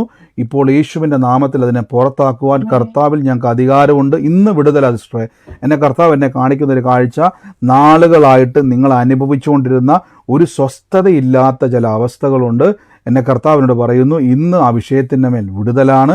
ഒത്തിരി ആളുകൾ ഇങ്ങനെ ചോദിച്ചുകൊണ്ടിരിക്കുക, കുറേ ചോദ്യങ്ങൾ നിങ്ങളുടെ മുമ്പിൽ ഫേസ് ചെയ്യുക. ഞാൻ കാണുന്ന ഒരു കാഴ്ച, 2 ക്വസ്റ്റ്യനുകൾ നിങ്ങളെപ്പോഴും ഫേസ് ചെയ്യുകയാണ്. ഇതിൻ്റെ അകത്തൊരു മറുപടി പറയാൻ പറ്റാതെ നിങ്ങൾ പലപ്പോഴും തലകുനിച്ച് നിൽക്കുകയാണ്. പക്ഷേ കർത്താവിനോട് പറയുന്നു, ഇന്ന് ആ വിഷയത്തിൻ്റെ മേൽ അത്ഭുതമാണ്. ഇന്ന് ഈ സഹോദരിയോടാണ് ഈ പറയുന്നത്, വേറെ ആരും ഏറ്റെടുക്കരുത്. ഈ കുടുംബത്തിന് വേണ്ടിയാണത്. കർത്താവിനോട് വ്യക്തമായി പറഞ്ഞുകൊണ്ട് ഞാൻ ബ്ലസ് ചെയ്ത് പ്രാർത്ഥിക്കുന്നു. യേശുവിൻ്റെ നാമത്തിൽ റിലീസ് ചെയ്തപ്പോൾ അനുഗ്രഹിച്ച് പ്രാർത്ഥിക്കുന്നു. അപ്പോൾ എല്ലാവരും പ്രാർത്ഥിച്ച് ഈ സമയത്ത് രോഗികൾ പറ, ഞാൻ പുതിയ സൃഷ്ടിയാന്ന് പറ. യേശുവിന് ദൈവത്തിൽ രോഗമില്ലെങ്കിൽ ദൈവരാജ്യത്തിലിരിക്കുന്ന എൻ്റെ മേലും രോഗത്തിന് അവകാശമില്ല. പറഞ്ഞ് നമ്മൾ രോഗം ചുമക്കാൻ ഈ ഭൂമിയിലെ പാരമ്പര്യത്തിൽ നിൽക്കുന്നവരല്ല. യേശുവിൻ്റെ മേൽ രോഗത്തിന് അധികാരമില്ലെങ്കിൽ പറ, എൻ്റെ മേലും രോഗത്തിന് അധികാരമില്ല. യേശുവിന് ഷുഗർ വരത്തില്ലെങ്കിൽ എനിക്ക് ഷുഗർ വരത്തില്ല. യേശുവിൻ്റെ കിഡ്നി തകരത്തില്ലെങ്കിൽ എനിക്ക് കിഡ്നി തകരത്തില്ല. എന്നാ ബൈബിളിൽ പറയുന്നത്, ക്രിസ്തുവിലായാൽ അവൻ പുതിയ സൃഷ്ടിയാകുന്നു. ക്രിസ്തുവിലായാൽ പുതിയ സൃഷ്ടി. അപ്പോൾ ക്രിസ്തുവിൽ, ശ്രദ്ധിച്ച്, ക്രിസ്തുവിൽ ആണോ രോഗമേ, ശാപമേ, കഷ്ടതയെ, ദാരിദ്ര്യമേ പറ, ഞാൻ ക്രിസ്തുവിലില്ലെങ്കിൽ എനിക്കുമില്ല. ശ്രദ്ധിച്ച്, ക്രിസ്തുവിലില്ലെങ്കിൽ എനിക്കുമില്ല. അങ്ങനെ പറഞ്ഞ ക്രിസ്തുവിൽ ഞാനിരിക്കുന്നു. ക്രിസ്തുവിലുള്ളത് കൊണ്ട് ഇന്ന് സൗഖ്യം നടക്കട്ടെ. ശരീരത്തിൻ്റെ മേൽ ഇത് പറഞ്ഞുകൊണ്ടിരുന്ന നിങ്ങളുടെ മേലേക്ക് ആരോഗ്യത്തിൻ്റെ ശക്തി വ്യാപരിക്കുക. രോഗശക്തികൾ വിട്ടുമാറിക്കൊണ്ടിരിക്കുക. In the name of Jesus Christ. യേശുവിൻ്റെ അധികാരമുള്ള നാമത്തിൽ നിന്ന് പ്രാർത്ഥിക്കുന്നപ്പോൾ, യേശുവിൻ്റെ അധികാരമുള്ള നാമത്തിൽ പ്രാർത്ഥിക്കുന്നപ്പോൾ ഞാൻ എന്നെ കർത്താവ് ഗോപി എന്ന് പറയുന്ന ഒരു വ്യക്തിയുടെ ഭവനത്തിന് വേണ്ടി പ്രാർത്ഥിക്കുവാൻ ദൈവം പറയും. ഒരു സ്ഥലം ഞാൻ കാണുക. ആ സ്ഥലത്തിൻ്റെ പിന്നിൽ വലിയൊരു ചരിത്രം കർത്താവ് എന്നെ കാണിക്കുക. ആ ഒരു സ്ഥലവുമായി ബന്ധപ്പെട്ട് ഒത്തിരി കൈമാറ്റം ചെയ്തു വന്നൊരു സ്ഥലമാണ്. ഇന്ന് ആ സ്ഥലത്തിൻ്റെ അകത്താണ് ഇരിക്കുന്നത് ഈ ഗോപിയുടെ ഭവനം. പക്ഷേ ആ സ്ഥലത്തിൻ്റെ അകത്തിരിക്കുമ്പോൾ പണ്ട് പറയുവാൻ ഒത്തിരി കാര്യങ്ങളുണ്ടായിരുന്നു, ഒത്തിരി സാമ്പത്തിക സ്രോതസ്സുകൾ ഉണ്ടായിരുന്നു, ഒത്തിരി അടിസ്ഥാനം ഉണ്ടായിരുന്നു. പക്ഷെ ഇന്ന് ഓരോ ദിവസം ചെല്ലും തോറും അതിൻ്റെ അകത്ത് നന്മ നഷ്ടപ്പെട്ടുകൊണ്ടിരിക്കുന്ന ഒരവസ്ഥയാണ്. ഉയർച്ച ഉണ്ടാകുന്നില്ല. വല്ലാത്ത ഒരു ഞെരുക്കത്തിലൂടെയും മനസ്സമാധാനത്തിൻ്റെ നഷ്ടത്തിലൂടെ കടന്നു പോകുന്ന ഒരു ഭവനമാണ് ഈ ഗോപിയുടെ ഭവനത്തെ ഞാൻ കാണുകയാണ്. ഞാൻ കാണുന്നത് ഈ സ്ഥലവുമായിട്ട് ബന്ധപ്പെട്ട് തന്നെ കർത്താവിൻ്റെ വാക്ക് പറയുന്നു. ആ സ്ഥലത്ത് തന്നെ ദൈവം നിങ്ങളെ ഒരു അനുഗ്രഹമാക്കി മാറ്റാൻ വേണ്ടി പോവാണ്. ഇന്ന് എന്നെ കേൾക്കുമ്പോൾ 2 തലമുറകൾ ആ ഭവനത്തിൽ നിൽക്കുന്നത് ഞാൻ കാണുന്നുണ്ട്. ആ ഗോപിയുമായിട്ട് ബന്ധപ്പെട്ട് സൂമിലായിക്കോട്ടെ ലൈവിലായിക്കോട്ടെ ആരാന്ന് വെച്ച് ഏറ്റെടുത്തോണം. ഇന്ന് ആ സ്ഥലത്തിൽ നിന്നുകൊണ്ട് ഞാൻ ഈ പറയുന്ന പോലെ ഇത് പറഞ്ഞോണം. ഞാൻ യേശുവിൻ്റെ നാമത്തിൽ വിശ്വസിക്കുന്നത് കൊണ്ട് ഈ ഒരു സ്ഥലത്ത് നിന്നുകൊണ്ട് ഞാൻ വിശ്വസിക്കുന്നു, ഇവിടെ ഞാനൊരു അനുഗ്രഹമായി തിരുവന്ന് ഗോപിയുടെ ഭവനത്തെ നോക്കിക്കൊണ്ട് ഞാൻ യേശുവിൻ്റെ നാമത്തിൽ റിലീസ് ചെയ്യുന്നു. ഇപ്പോൾ കൽപ്പിക്കുന്ന പറഞ്ഞു.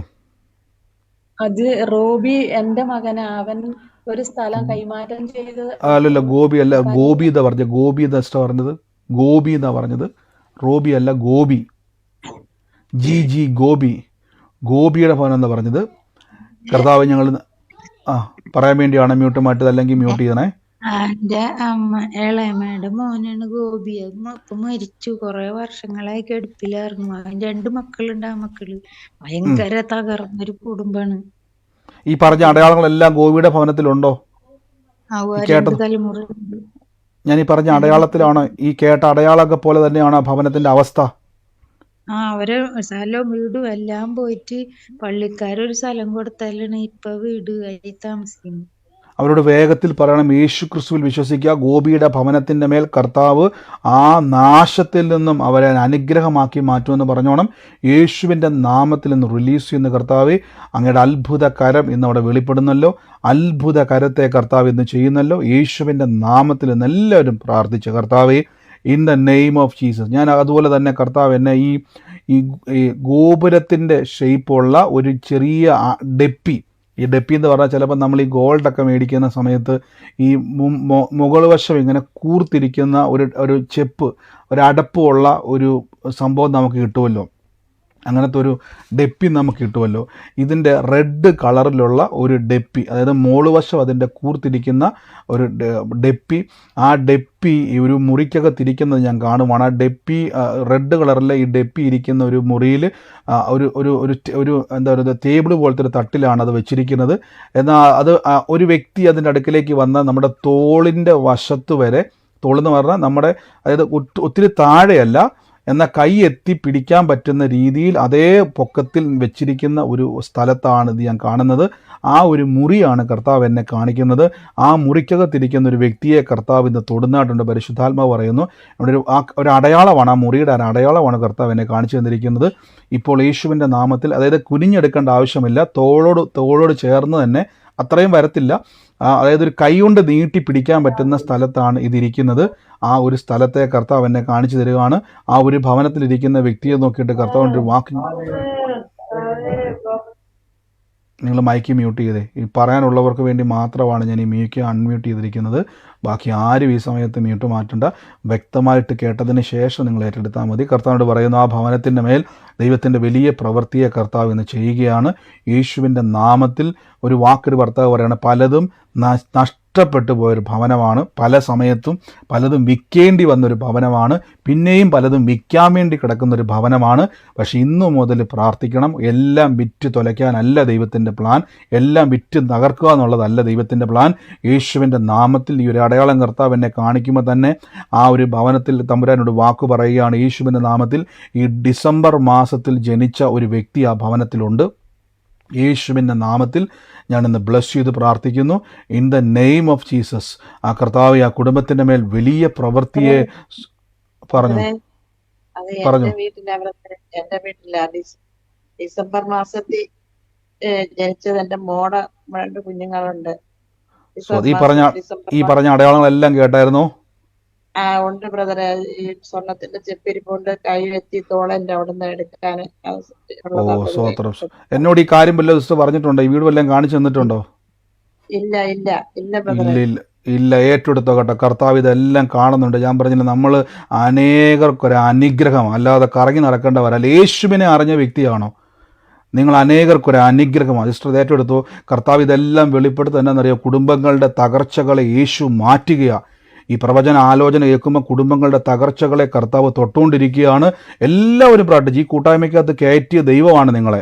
ഇതിൻ്റെ അകത്ത് നിങ്ങളുടെ അവസ്ഥകളെ തിരിയും. ഞാൻ പറഞ്ഞില്ല, നിങ്ങൾ ഇന്നലെ വരെ എന്താണെന്നുള്ളതല്ല, നിങ്ങളെ കാണുന്നവരെ അതിശയിക്കുന്ന രീതിയിൽ നിങ്ങളെ വളർത്തുന്നൊരു ദൈവമുണ്ട്. ഈ ദിവസങ്ങളിലെ വചന കൂട്ടായ്മ വെക്കുന്നതുകൊണ്ട് ഞാൻ പറഞ്ഞു, നിങ്ങൾക്ക് വേണമെങ്കിൽ ലെഫ്റ്റ് ചെയ്ത് പോകാം, പക്ഷേ എനിക്ക് വളരണമെന്നൊരാഗ്രഹമുണ്ട്. ചേർന്ന് നിൽക്കുക. ദൈവം നിങ്ങളെ വളർത്തുന്ന ദൈവമാണ്. എല്ലാവരും പ്രാർത്ഥിച്ചു യേശുവിൻ്റെ നാമത്തിൽ. ഈ സമയത്ത് രോഗികൾക്ക് വേണ്ടി ഞാനിപ്പോൾ ചോദിക്കാൻ വേണ്ടി പോവാണ്. വേദന ഉള്ളവരൊന്ന് ചെക്ക് ചെയ്തേ, എന്താണ് ബുദ്ധിമുട്ട്? യേശുവിലുള്ള രോഗത്തോട് സംസാരിക്കുക. രോഗത്തിന് ചെവി കേൾക്കാൻ പറ്റും, രോഗത്തിന് കേൾക്കാൻ പറ്റും. രോഗമേ, നിനക്ക് എൻ്റെ മേൽ അധികാരമില്ല. വേദനകൾ ഇപ്പോൾ ശരീരത്തിൽ നിന്ന് വിട്ടു മാറിക്കൊണ്ട് എനിക്ക് കാണാൻ പറ്റുന്നുണ്ട്. വേദനകൾ സൗഖ്യമായിക്കൊണ്ടിരിക്കുന്നു. അത്ഭുതകരമായ സൗഖ്യങ്ങൾ ശരീരത്തിൽ സംഭവിച്ചു. ഈ സമയത്ത് സൗഖ്യം നടന്ന് പൂർണ്ണ സൗഖ്യം അനുഭവിക്കാൻ പറ്റുന്നവരുണ്ടെങ്കിൽ നിങ്ങൾക്ക് പറയാൻ പറ്റും. ഞാൻ പിന്നെയും പ്രാർത്ഥിച്ചുകൊണ്ടിരിക്കുകയാണ്. നമുക്ക് വീണ്ടും ആലോചന കേൾക്കണം. ഈ സമയത്ത് എനിക്ക് പൂർണ്ണ സൗഖ്യം കിട്ടി എന്ന് പറയുന്നവരാരെങ്കിലും ഉണ്ടെങ്കിൽ നിങ്ങൾക്ക് മ്യൂട്ട് മാറ്റി പറയാനുള്ള അവസരമുണ്ട്. കർത്താവ് എന്നെ തൊട്ടു, എനിക്കതിപ്പോൾ വ്യത്യാസം വന്നു, എനിക്ക് ആ വേദന മാറി അല്ലെങ്കിൽ ആ രോഗം മാറി എന്ന് പറയുന്നവരാരെങ്കിലും ഉണ്ടെങ്കിൽ ഈ സമയത്ത് പ്രതികരിക്കുക. ഈ സമയത്ത് പ്രാർത്ഥനാ വിഷയം പറയരുത്. ഈ സമയത്ത് എന്താണോ നിങ്ങളുടെ ശരീരത്തിൻ്റെ മേൽ ഉണ്ടായിരിക്കുന്ന വ്യത്യാസത്തെ ചെക്ക് ചെയ്തതിന് ശേഷം ഉള്ളവരുണ്ടെങ്കിൽ ഈ മ്യൂട്ട് മാറ്റിയത് പറയാൻ വേണ്ടിയാണെങ്കിൽ പറയുക, അല്ലെങ്കിൽ നിങ്ങൾ മ്യൂട്ട് ചെയ്യുക. അങ്ങനെയുള്ള ഈ സമയത്തെ മ്യൂട്ട് മാറ്റാവുള്ളൂ.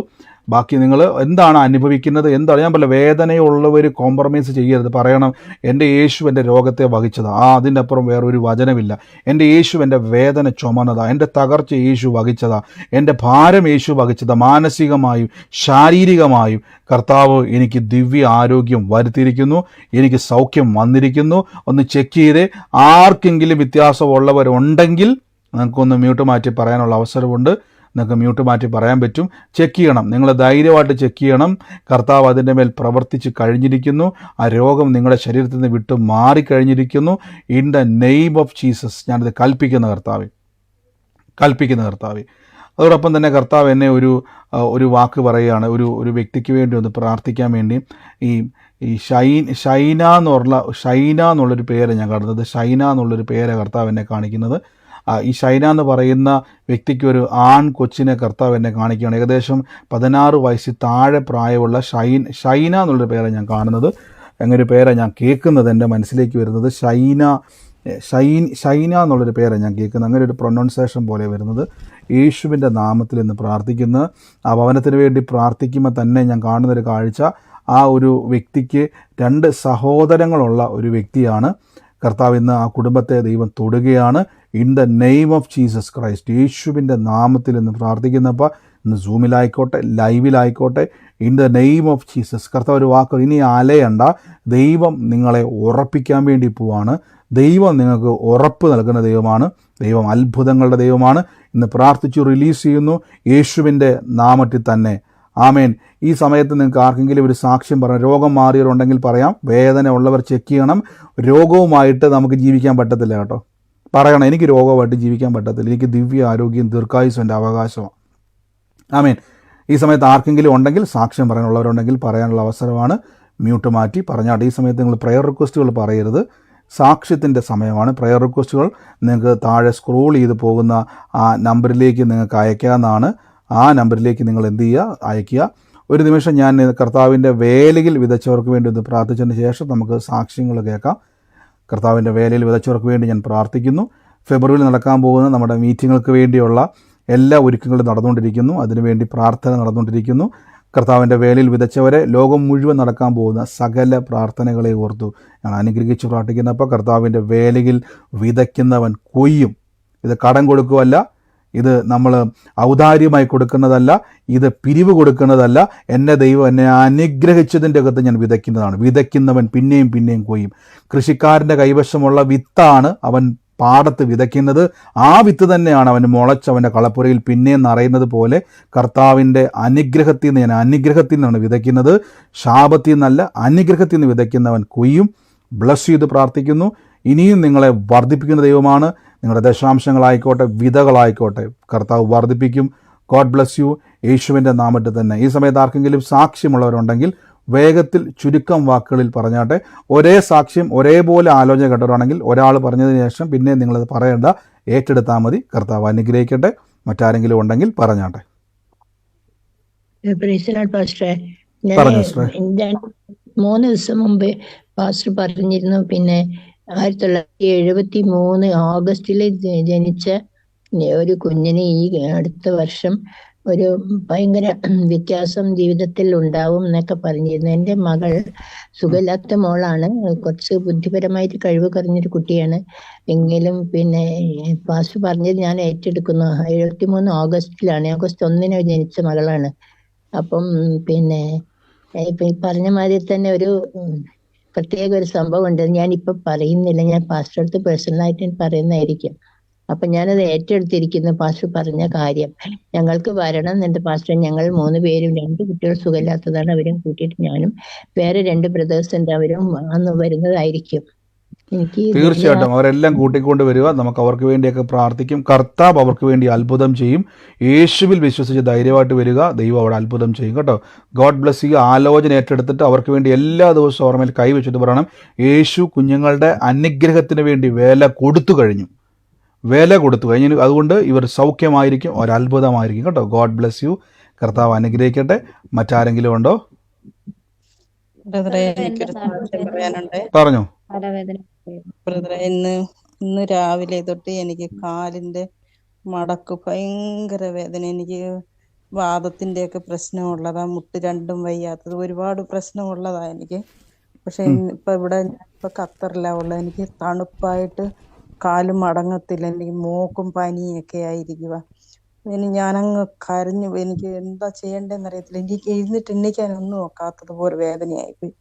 ഞാനിങ്ങനെ പ്രാർത്ഥിച്ചു, തമ്പുരാനെ, എന്റെ യേശുപ്പന്റെ തിരുമുറിവിനാൽ എനിക്ക് സൗഖ്യം വന്നിരിക്കുന്നു. എന്റെ കർത്താവ് എനിക്ക് വേണ്ടിയിട്ട് കൂടിയാണല്ലോ ആ ക്രൂസിൽ അത്രയും വേദന സഹിച്ചതെന്ന് പറഞ്ഞ് ഞാനിങ്ങനെ പ്രാർത്ഥിച്ച് നടന്നിട്ട് എന്റെ ആ വേദന എങ്ങനെ പോയെന്ന് പോലും എനിക്കറിയത്തില്ല. പക്ഷെ എനിക്ക് അല്ലാതെ ഒരുപാട് വേദനയും ഒരുപാട് രോഗങ്ങളും ഉള്ള, ഒരു ദിവസം ഒരു 10-30 ഗുളികയൊക്കെ കഴിച്ചുകൊണ്ടിരുന്ന ഞാൻ, ബ്രദർ ഒരു ആലോചന പറഞ്ഞ് ഞാനത് ഏറ്റെടുത്ത ആളാ, രമയെന്ന് പറയുന്നത്.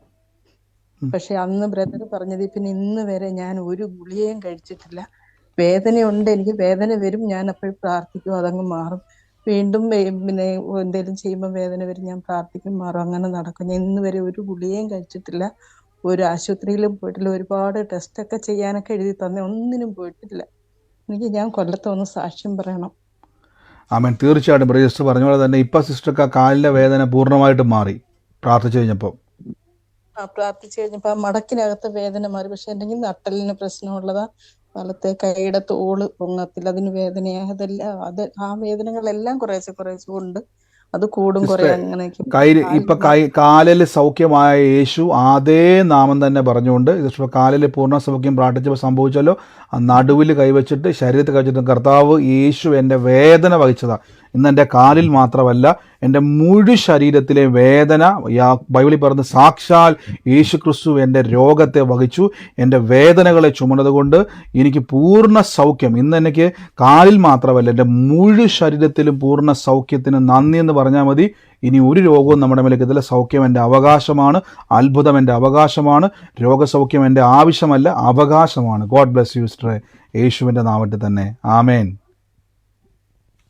കർത്താവ് അനുഗ്രഹിക്കട്ടെ. മറ്റാരെങ്കിലും ഉണ്ടോ? പറഞ്ഞു. ബ്രദറെ, കുറച്ച് ദിവസങ്ങൾക്ക് മുമ്പ് ബ്രദർ ഒരു ആലോചന പറഞ്ഞായിരുന്നു. ഒരു ആൽവിൻ എന്ന് പറയുന്ന ഒരു മകനെ ദൈവം തൊടുന്നെന്ന് പറഞ്ഞായിരുന്നു. അതെന്റെ ബ്രദറിന്റെ മോനായിരുന്നു. അവനെ ഇപ്പം ഇന്ന് തൊട്ട് അവന് പുതിയ ജോലി കിട്ടി. പഠിച്ചിട്ട് നിൽക്കുമായിരുന്നു, ഒരു ജോലി കിട്ടി. അവൻ ഇന്ന് ജോലിക്ക് കയറി ബ്രദറെ. ആമേൻ. തീർച്ചയായിട്ടും കർത്താവിന് നടപെട്ടതുപോലെ ആലോചന കേട്ടു. ആലോചന നിമിത്തം ഒരു അനുഗ്രഹം അവനുണ്ടായി. God bless U. കർത്താവ് അനുഗ്രഹിക്കട്ടെ. പിന്നെയും പ്രാർത്ഥിക്കുക. അനേകർക്ക് ഈ ആലോചന എടുക്കും. നിങ്ങൾ അവർക്ക് വേണ്ടി പ്രാർത്ഥിക്കുക, അവർക്ക് അയച്ചു കൊടുക്കുകയും ചെയ്യണം. കർത്താവ് അവർക്ക് വലിയ സാക്ഷ്യമായിട്ട് മാറ്റും. God bless U. യേശുവിൻ്റെ നാമത്തിൽ തന്നെ. ആമേൻ. എനിക്കൊരു സാക്ഷ്യം പറയാനുണ്ട്. പറഞ്ഞു. എനിക്ക് രാവിലെ മുതൽ എനിക്ക് കാലിന്റെ മുട്ടിന് താഴെ ഈ അസ്ഥിയുടെ ഉള്ളിരുന്ന് ഭയങ്കര വേദനയായിരുന്നു എനിക്ക്. അപ്പൊ ഞാനിങ്ങനെ ഒരുപാട് പ്രാവശ്യങ്ങൾ പറഞ്ഞു, കർത്താവിന്റെ തിരുമുറിവിനാൽ എനിക്ക് പൂർണ്ണ സൗഖ്യം തന്നു പറഞ്ഞ് ഞാൻ ആ വചനം പറഞ്ഞു ഒത്തിരി പ്രാവശ്യം പറഞ്ഞുകൊണ്ടിരുന്നു. അപ്പൊ അതെനിക്കിന്ന് മാറിപ്പോയി. വേദന പൂർണ്ണ സൗഖ്യമായി. ഞാൻ ഈ വചനം കേൾക്കാൻ തുടങ്ങിയതിന് ശേഷം ഞാൻ ഇപ്പൊ മരുന്ന് കഴിക്കുന്നില്ല. അല്ലെങ്കിൽ ഒത്തിരി മരുന്ന് കഴിച്ചുകൊണ്ടിരുന്നായിരുന്നു. ഞാൻ ആയുർവേദത്തിലൊക്കെ ഒത്തിരി മരുന്ന് കഴിച്ചുകൊണ്ടിരുന്നായിരുന്നു. ഇപ്പൊ എനിക്ക് ആ വേദന മാറിപ്പോയി. ഇപ്പൊ മരുന്ന് കഴിക്കുന്നില്ല, ഒരു 3 മാസം 4 മാസമായിട്ട്. ആമേൻ. കർത്താവെ, അങ്ങ് സൗഖ്യമാക്കിയത് നന്ദി. ഇന്ന് ആരോഗ്യം കൊടുത്തതിന് നന്ദി. ആ വേദന വിട്ടുമാറിയത് നന്ദി. God bless U. യേശുവിൻ്റെ നാമത്തിൽ തന്നെ. ആമേൻ. കർത്താവ് അനുഗ്രഹിക്കട്ടെ. ആമേൻ. മറ്റാരെങ്കിലും ഉണ്ടോ? ഹലോ ബ്രദറെ, വരുമ്പോഴൊക്കെ ഞാൻ ഈ വചനം പറഞ്ഞ് പ്രാർത്ഥിക്കുന്നു. ആമേൻ. തീർച്ചയായിട്ടും പിന്നെയും പ്രാർത്ഥിക്കുക. അനേകർക്ക് വേണ്ടി പ്രാർത്ഥിക്കുക. അനേകരെ സൗഖ്യമാക്കുക യേശുവിൻ്റെ നാമത്തിൽ തന്നെ. ആമേൻ. God bless you. പറഞ്ഞു. ബ്രദറെ, എനിക്ക് കഴിഞ്ഞ വർഷമൊക്കെ എൻ്റെ ബ്ലഡ് പ്രഷർ ഒരു 180, 100, 170, 90 അങ്ങനെ ആയിരുന്നേ. ഞാൻ വചനം പറഞ്ഞ് എനിക്കിപ്പോൾ അത് 125, 130 ആ ഒരു റേറ്റിലേക്കൊക്കെ മാറി ബ്രദറെ. ഞാൻ മരുന്നൊന്നും കഴിച്ചിട്ടില്ല. ഒരു വർഷം മരുന്ന് കഴിക്കത്തില്ല തീരുമാനിച്ച് അങ്ങനെ വചനം പറഞ്ഞ് ദൈവത്തിന്റെ കൃപയാൽ അത് പൂർണ്ണമായിട്ട് മാറി. ആമേൻ. ഇത് വലിയൊരു സാക്ഷ്യമാണ്. ടെസ്റ്റ് ചെയ്തപ്പം 1 വർഷമായിട്ട് അതേപോലെ തന്നെ നിൽക്കുന്നു. അല്ലേ, ഹൈ അതെ ആയിട്ട് അതെ നിന്നത്. സ്വത്രം കർത്താവ് എന്ന് പറഞ്ഞ പോലെ തന്നെ ഒരു മരുന്നും കഴിച്ചില്ല, മരുന്ന് കഴിച്ചുകൊണ്ടിരുന്ന ആളായിരുന്നു. പക്ഷെ വചനം പറയാൻ തുടങ്ങിയപ്പോൾ അല്ല സാധാരണ മരുന്ന് ഞാൻ നമുക്കറിയാം കഴിച്ചിട്ടില്ല ബ്രദറെ. ഞാൻ കഴിച്ചിട്ടില്ല. മരുന്ന് കഴിക്കത്തില്ലെന്ന് ഞാൻ തീരുമാനിച്ച് കഴിക്കാതെ എല്ലാരും എന്നോട് പറഞ്ഞു കഴിച്ചു തുടങ്ങിക്കോ, അല്ലെ വേറെ വല്ല സ്ട്രോക്കിലേക്കൊക്കെ പോകും, നമുക്ക് പറയാൻ പറ്റത്തില്ല എങ്ങനെയാന്ന് ഈ ബ്ലഡ് പ്രഷറിന്റെ കാര്യം ആയതുകൊണ്ട്. പക്ഷെ ഞാൻ കഴിക്കത്തില്ല, വചനം പറഞ്ഞു തന്നെ അത് മാറുമെന്നുള്ള ആ ഒരു ഉറപ്പിൽ അത് ഞാൻ അങ്ങനെ ചെയ്തു. അത് പൂർണ്ണമായിട്ട് മാറിയെന്ന് ഇപ്പൊ ടെസ്റ്റ് ചെയ്തപ്പോൾ 1 വർഷമായിട്ട് ടെസ്റ്റൊക്കെ കുഴപ്പമില്ല. ഇല്ലില്ല, ഒരു 2-3 മാസമായിട്ട്, 1 വർഷം മുമ്പ് ഉണ്ടായിരുന്നത് ഒരു 2-3 മാസമായിട്ട് എനിക്ക് ഇപ്പം നോർമലായിട്ടുള്ള ഇതിലേക്ക് വന്നിട്ടുണ്ട്. ടെസ്റ്റ് ചെയ്തപ്പോൾ ഓക്കെ. അതെ തീർച്ചയായിട്ടും അതെ സിസ്റ്റർ, അത് പിന്നെയും പറയുക, എല്ലാ ദിവസവും പറയുക, ടെസ്റ്റ് ചെയ്യുക. കാര്യം ടെസ്റ്റ് ചെയ്തുകൊണ്ടിരിക്കുന്നതെന്ന് വെച്ചാൽ വേറെ ഒന്നുമല്ല, നമ്മൾ ഭയപ്പെടാൻ വേണ്ടിയല്ല, കൺഫർമേഷനാണ്. കർത്താവിൻ്റെ കൃപയിൽ കൺഫർമേഷനാണ്. വചനം അതെ പറഞ്ഞ് ആ ദിവ്യ ആരോഗ്യത്തിൻ്റെ അകത്ത് നമ്മൾ കയറി വന്നിരിക്കുന്നു. അത് പിന്നെയും പിന്നെയും പറയണം, പെർമനൻ്റ് ആയിട്ട് ഞാൻ കൽപ്പിക്കുക യേശുവിൻ്റെ നാമത്തിൽ, ഇത് മേലാൽ അത് കൂടത്തുമില്ല, നോർമൽ കണ്ടീഷനിൽ നിൽക്കുന്ന തന്നെ കൽപ്പിച്ചോണം. അത് മാറത്തില്ല, അങ്ങനെ തന്നെ വന്നിരിക്കും. ഗോഡ് ബ്ലെസ് യു സിസ്റ്ററെ. കർത്താവ് അനുഗ്രഹിക്കട്ടെ. തൊട്ടതിന് നന്ദി, ദൈവം കൊടുത്ത സൗഖ്യത്തിന് നന്ദി. ആമേൻ. മറ്റാരെങ്കിലും ഉണ്ടോ?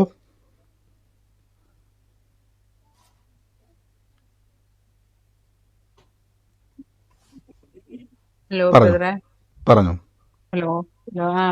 മോനാണെങ്കിൽ ഇന്നലെ രാത്രി മൊത്തവും ഭയങ്കര ചുമയായിരുന്നു ഇന്നലെ. അപ്പം അവന് ഒന്ന് സ്കൂളിൽ പോകാൻ പറ്റുമെന്ന് ഉള്ള ഒരു സംശയമായിരുന്നു. പക്ഷെ ഇന്ന് നേരം വെളുത്തപ്പോഴത്തേനും ചുമയെല്ലാം നിന്നു.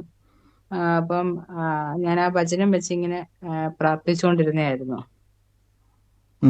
ഹലോ. പറഞ്ഞു സിസ്റ്റർ, കേൾക്കുന്നുണ്ട്. അങ്ങനെ വചനം വെച്ച് പ്രാർത്ഥിച്ചപ്പോ ആ ചുമ മാറി, അവന്റെ സൗഖ്യമായി. സൗഖ്യമായി. അതേപോലെ എനിക്ക് ഇന്നലെ ഒരു ആലോചന പറഞ്ഞായിരുന്നു, അലക്സിന്റെ 2 പെൺമക്കളെ തൊടുന്നതായിട്ട് ഒരു ആലോചനയും പറഞ്ഞു. അത് ഞാൻ ഏറ്റെടുത്തിരിക്കുന്നു. ആമേൻ. ആരാ അലക്സ് ആയിരുന്നത്? എന്റെ പപ്പയാ.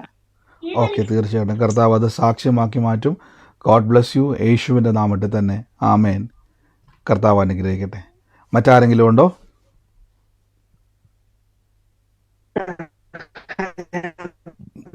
പറഞ്ഞു. എന്തോ ഹലോ. ഹലോ. കേൾക്കുന്നുണ്ട്, പറഞ്ഞു. കേൾക്കുന്നുണ്ട്, പറഞ്ഞു. അനിയത്തിയുടെ മകന് അനിയത്തിയുടെ മകന് തലകറക്കായിട്ട് മെഡിക്കൽ കോളേജിലേക്ക് കൊണ്ടുപോയി. അപ്പൊ അവന് ബ്ലഡ് 5 പോയിന്റ് ഉണ്ടായുള്ളൂ. എന്നോടും അവന്റെ അമ്മയോടും കർത്താവിന്റെ തിരുമുറിവിനാൽ സൗഖ്യം വന്നിരിക്കുന്നു എന്ന് പറഞ്ഞുകൊണ്ടിരിക്കാൻ പറഞ്ഞു. അവൻ എല്ലാ ടെസ്റ്റുകളും ചെയ്തു, അതിലൊക്കെ നോർമലാണ്. അത് കഴിഞ്ഞിട്ട് കുടലിന് എൻഡോസ്കോപ്പി ചെയ്തു. അതിലും അവന് ഒരു ലേശം ഒരു പുണ്ണുള്ള, അത് മരുന്നിൽ മാറുന്നു പറഞ്ഞു. യാതൊരു പ്രശ്നമില്ല. തീർച്ചയായിട്ടും പ്രിയ സിസ്റ്റർ പറഞ്ഞ പോലെ തന്നെ അനേകർക്ക് വേണ്ടി നമ്മൾ വചനം കൊടുക്കുക. യേശുവിൻ്റെ തിരുമുറിവിനാൽ സൗഖ്യം വന്നിരിക്കും എന്നുള്ള അറിവ് ആളുകളിലേക്ക് കൊടുക്കുക എന്ന് പറഞ്ഞുള്ളത് തന്നെ അക്കൗണ്ടുകളൊക്കെ നോർമലായെന്ന് കേൾക്കുവാൻ ഇടയായി തീർന്നു. കർത്താവ് പൂർണ്ണ സൗഖ്യം കൽപ്പിക്കും. യേശുവിൻ്റെ നാമത്തിൽ അനേകരെ പ്രാർത്ഥിച്ച് സൗഖ്യമാക്കുക, അനേകരെ യേശുവിൻ്റെ നാമത്തിൽ പഠിപ്പിക്കുക. കർത്താവിൻ്റെ തിരുമുറിവിൽ സൗഖ്യം എൻ്റെ അവകാശമാണ്. ഗോഡ് ബ്ലെസ് യു സിസ്റ്ററെ, യേശുവിൻ്റെ നാമത്തിൽ തന്നെ. ആമേൻ. ആമേൻ. മറ്റാരെങ്കിലും ഉണ്ടോ?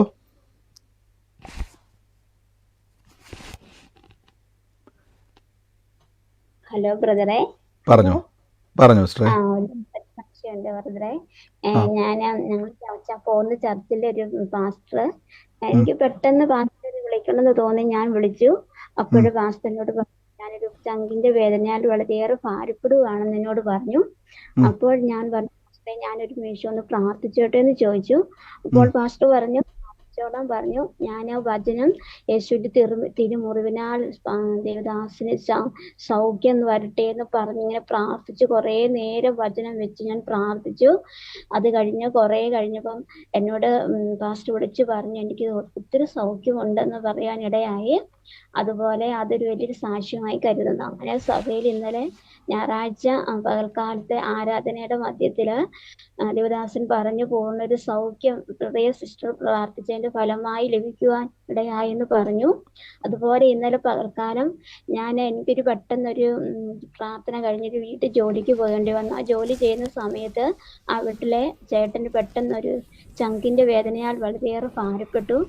അടുത്തുള്ള ഹോസ്പിറ്റലിൽ പോയി. എന്നാൽ പെട്ടെന്ന് തന്നെ കാരിത്താസ് ആശുപത്രിയിലേക്ക് കൊണ്ടുപോകാൻ ഇടയായി. ഞാൻ അപ്പോഴൊക്കെ ഞാൻ ചേട്ടനോടും ചേച്ചിയോടും പറഞ്ഞു, ചേച്ചി പൂർണ്ണമായൊരു സൗഖ്യം കർത്താവ് തരും. യേശുവിന്റെ അടിപ്പിണരുകളാൽ ജോസേട്ടന് സൗഖ്യം വരട്ടെ എന്ന് പ്രാർത്ഥിച്ചുകൊണ്ട് പൊക്കോണെന്ന് പറഞ്ഞു. ചേച്ചി അങ്ങനെ തന്നെ ചെയ്തു. പക്ഷെ പ്രത്യേക ഒരു അത്ഭുതം അവിടെ നടന്നു. ചേട്ടന് ഒരു സുഖമായി വരുന്നു. ഭയങ്കര ഐസിയിൽ കൊണ്ടുപോയെങ്കിലും ചേട്ടൻ വളരെയേറെ ആശ്വാസത്തോടെ ഇപ്പോഴായിരിക്കുന്നു. അങ്ങനെ ഒരു വലിയൊരു സൗഖ്യം ദൈവം കാണിച്ചു. ദൈവദാസനാണ്. തീർച്ചയായും സിസ്റ്റർ പറഞ്ഞ പോലെ തന്നെ ആ ഒരു ദൈവദാസിന് വേണ്ടി, ഒരു പാസ്റ്റർക്ക് വേണ്ടി വിശ്വാസി പ്രാർത്ഥിക്കുന്ന രീതിയിൽ കർത്താവ് സിസ്റ്ററെ ബലപ്പെടുത്തി. ആ നെഞ്ചുവേദനയാൽ ഭാരപ്പെട്ട് വളരെ അസ്വസ്ഥ, നമുക്കറിയത്തില്ല, അത് ചിലപ്പം അറ്റാക്കിൻ്റെ അനുഭവമായിരിക്കും, ചിലപ്പോൾ ലോകത്തു നിന്ന് തന്നെ മാറ്റപ്പെട്ട് പോയേക്കാം. പക്ഷെ തക്ക സമയത്ത് വിളിച്ച് യേശുവിൻ്റെ നാമത്തിൽ പ്രാർത്ഥിച്ചു. തിരുമുറിവിനാലുള്ള ദിവ്യ ആരോഗ്യത്തെയും സൗഖ്യത്തെപ്പറ്റി പറഞ്ഞു. അവിടെ പൂർണ്ണ സൗഖ്യം ഉണ്ടായി. ആ സാക്ഷ്യം കേട്ടെങ്കിൽ 2 പേർക്ക് തന്നെ അങ്ങനെ പ്രാർത്ഥിച്ചു. നിങ്ങളിനി അനേകർക്ക് വേണ്ടി ഞാൻ പറഞ്ഞത്, നിങ്ങൾക്കിനി ഇതാണ് സുവിശേഷത്തിൻ്റെ ശക്തി. ഏതൊരു വ്യക്തിക്കകത്തും നിങ്ങളുടെ വലിപ്പമല്ല, വിഷയമല്ല, നിങ്ങളിലൂടെ ഈ വചനം പ്രവർത്തിക്കുകയാണ്. ഇതാണ് ദൈവരാജ്യം. ദൈവരാജ്യത്തിൻ്റെ ശക്തി അതാണ്. അപ്പോൾ നിങ്ങൾ എന്ത് ചെയ്തു? അനേകർക്ക് വേണ്ടി പ്രാർത്ഥിച്ചു. ദൈവപ്രവർത്തികളെ കാണുവാൻ കർത്താവ് ഇടയാക്കി. God bless you. കർത്താവ് അനുഗ്രഹിക്കട്ടെ. എനിക്കറിയാം സമയച്ചിരി മുന്നോട്ട് പോയി, തൽക്കാലത്തേക്ക് ഞാൻ പ്രാർത്ഥന ഇപ്പോൾ സ്റ്റോപ്പ് ചെയ്യുകയാണ്. പിന്നെയും നമുക്ക് സാക്ഷ്യങ്ങളെ കേൾക്കാം. ദൈവസന്നിധിയിൽ പിന്നെയും ബലപ്പെടാം. കർത്താവ് നമ്മുടെ കൂടെയുണ്ടല്ലോ. ഇനിയും ഈ ദിവസങ്ങളിൽ നിങ്ങൾ രോഗികളെ പോയി നിങ്ങൾ വിസിറ്റ് ചെയ്യുകയും അവർക്ക് വേണ്ടി, ഇനിയിപ്പോൾ നിങ്ങൾക്ക് ഒരു ധൈര്യമായില്ലേ, നിങ്ങൾക്കിനി ഒന്നും പേടിക്കേണ്ട, അവർക്ക് വേണ്ടി ഒന്ന് പ്രാർത്ഥിക്കും. ഞാനൊരു വാക്കൊന്ന് പ്രാർത്ഥിക്കട്ടെ എന്ന് പറഞ്ഞൊന്ന് കൈവച്ചേ. അവിടെ കിടന്ന് ബഹളമൊന്നും വെക്കണ്ട. യേശുവിൻ്റെ തിരുമുറിവിനാൽ കർത്താവ് ഈ രോഗം വഹിച്ചത്. നിങ്ങൾക്ക് ഒരു രോഗിയെ കാണുമ്പോൾ നിങ്ങൾക്ക് മനസ്സിലാകണം, ഈ രോഗിക്ക് വേണ്ടിയാണ് യേശു മരിച്ചിരിക്കുന്നത്. ഇത് ആ മനുഷ്യനെ അറിയിക്കണം. അത് യേശുവിനി വന്ന് പറയത്തില്ല, നിങ്ങൾ വന്ന് പറയണം. നിങ്ങൾ പോയിട്ട്, സഹോദര, യേശു നിൻ്റെ രോഗത്തിന് വേണ്ടി മരിച്ചു, ഞാനൊരു വാക്കൊന്ന് പ്രാർത്ഥിക്കട്ടെ. എൻ്റെ പ്രാർത്ഥിക്കുന്നറിയാവോ? കൈവച്ചേ. ബൈബിൾ പറയുന്നതുകൊണ്ട് ഞാൻ കൈവെക്കുക കേട്ടോ. യേശുവിൻ്റെ തിരുമുറിവിനാൽ കർത്താവേ ഈ രോഗത്തിൻ്റെ മേൽ സൗഖ്യം, അത്ഭുതം നടക്കട്ടെ. ഇത്രയും പറഞ്ഞിട്ട് നിങ്ങൾ അവിടുന്ന് പോരുക.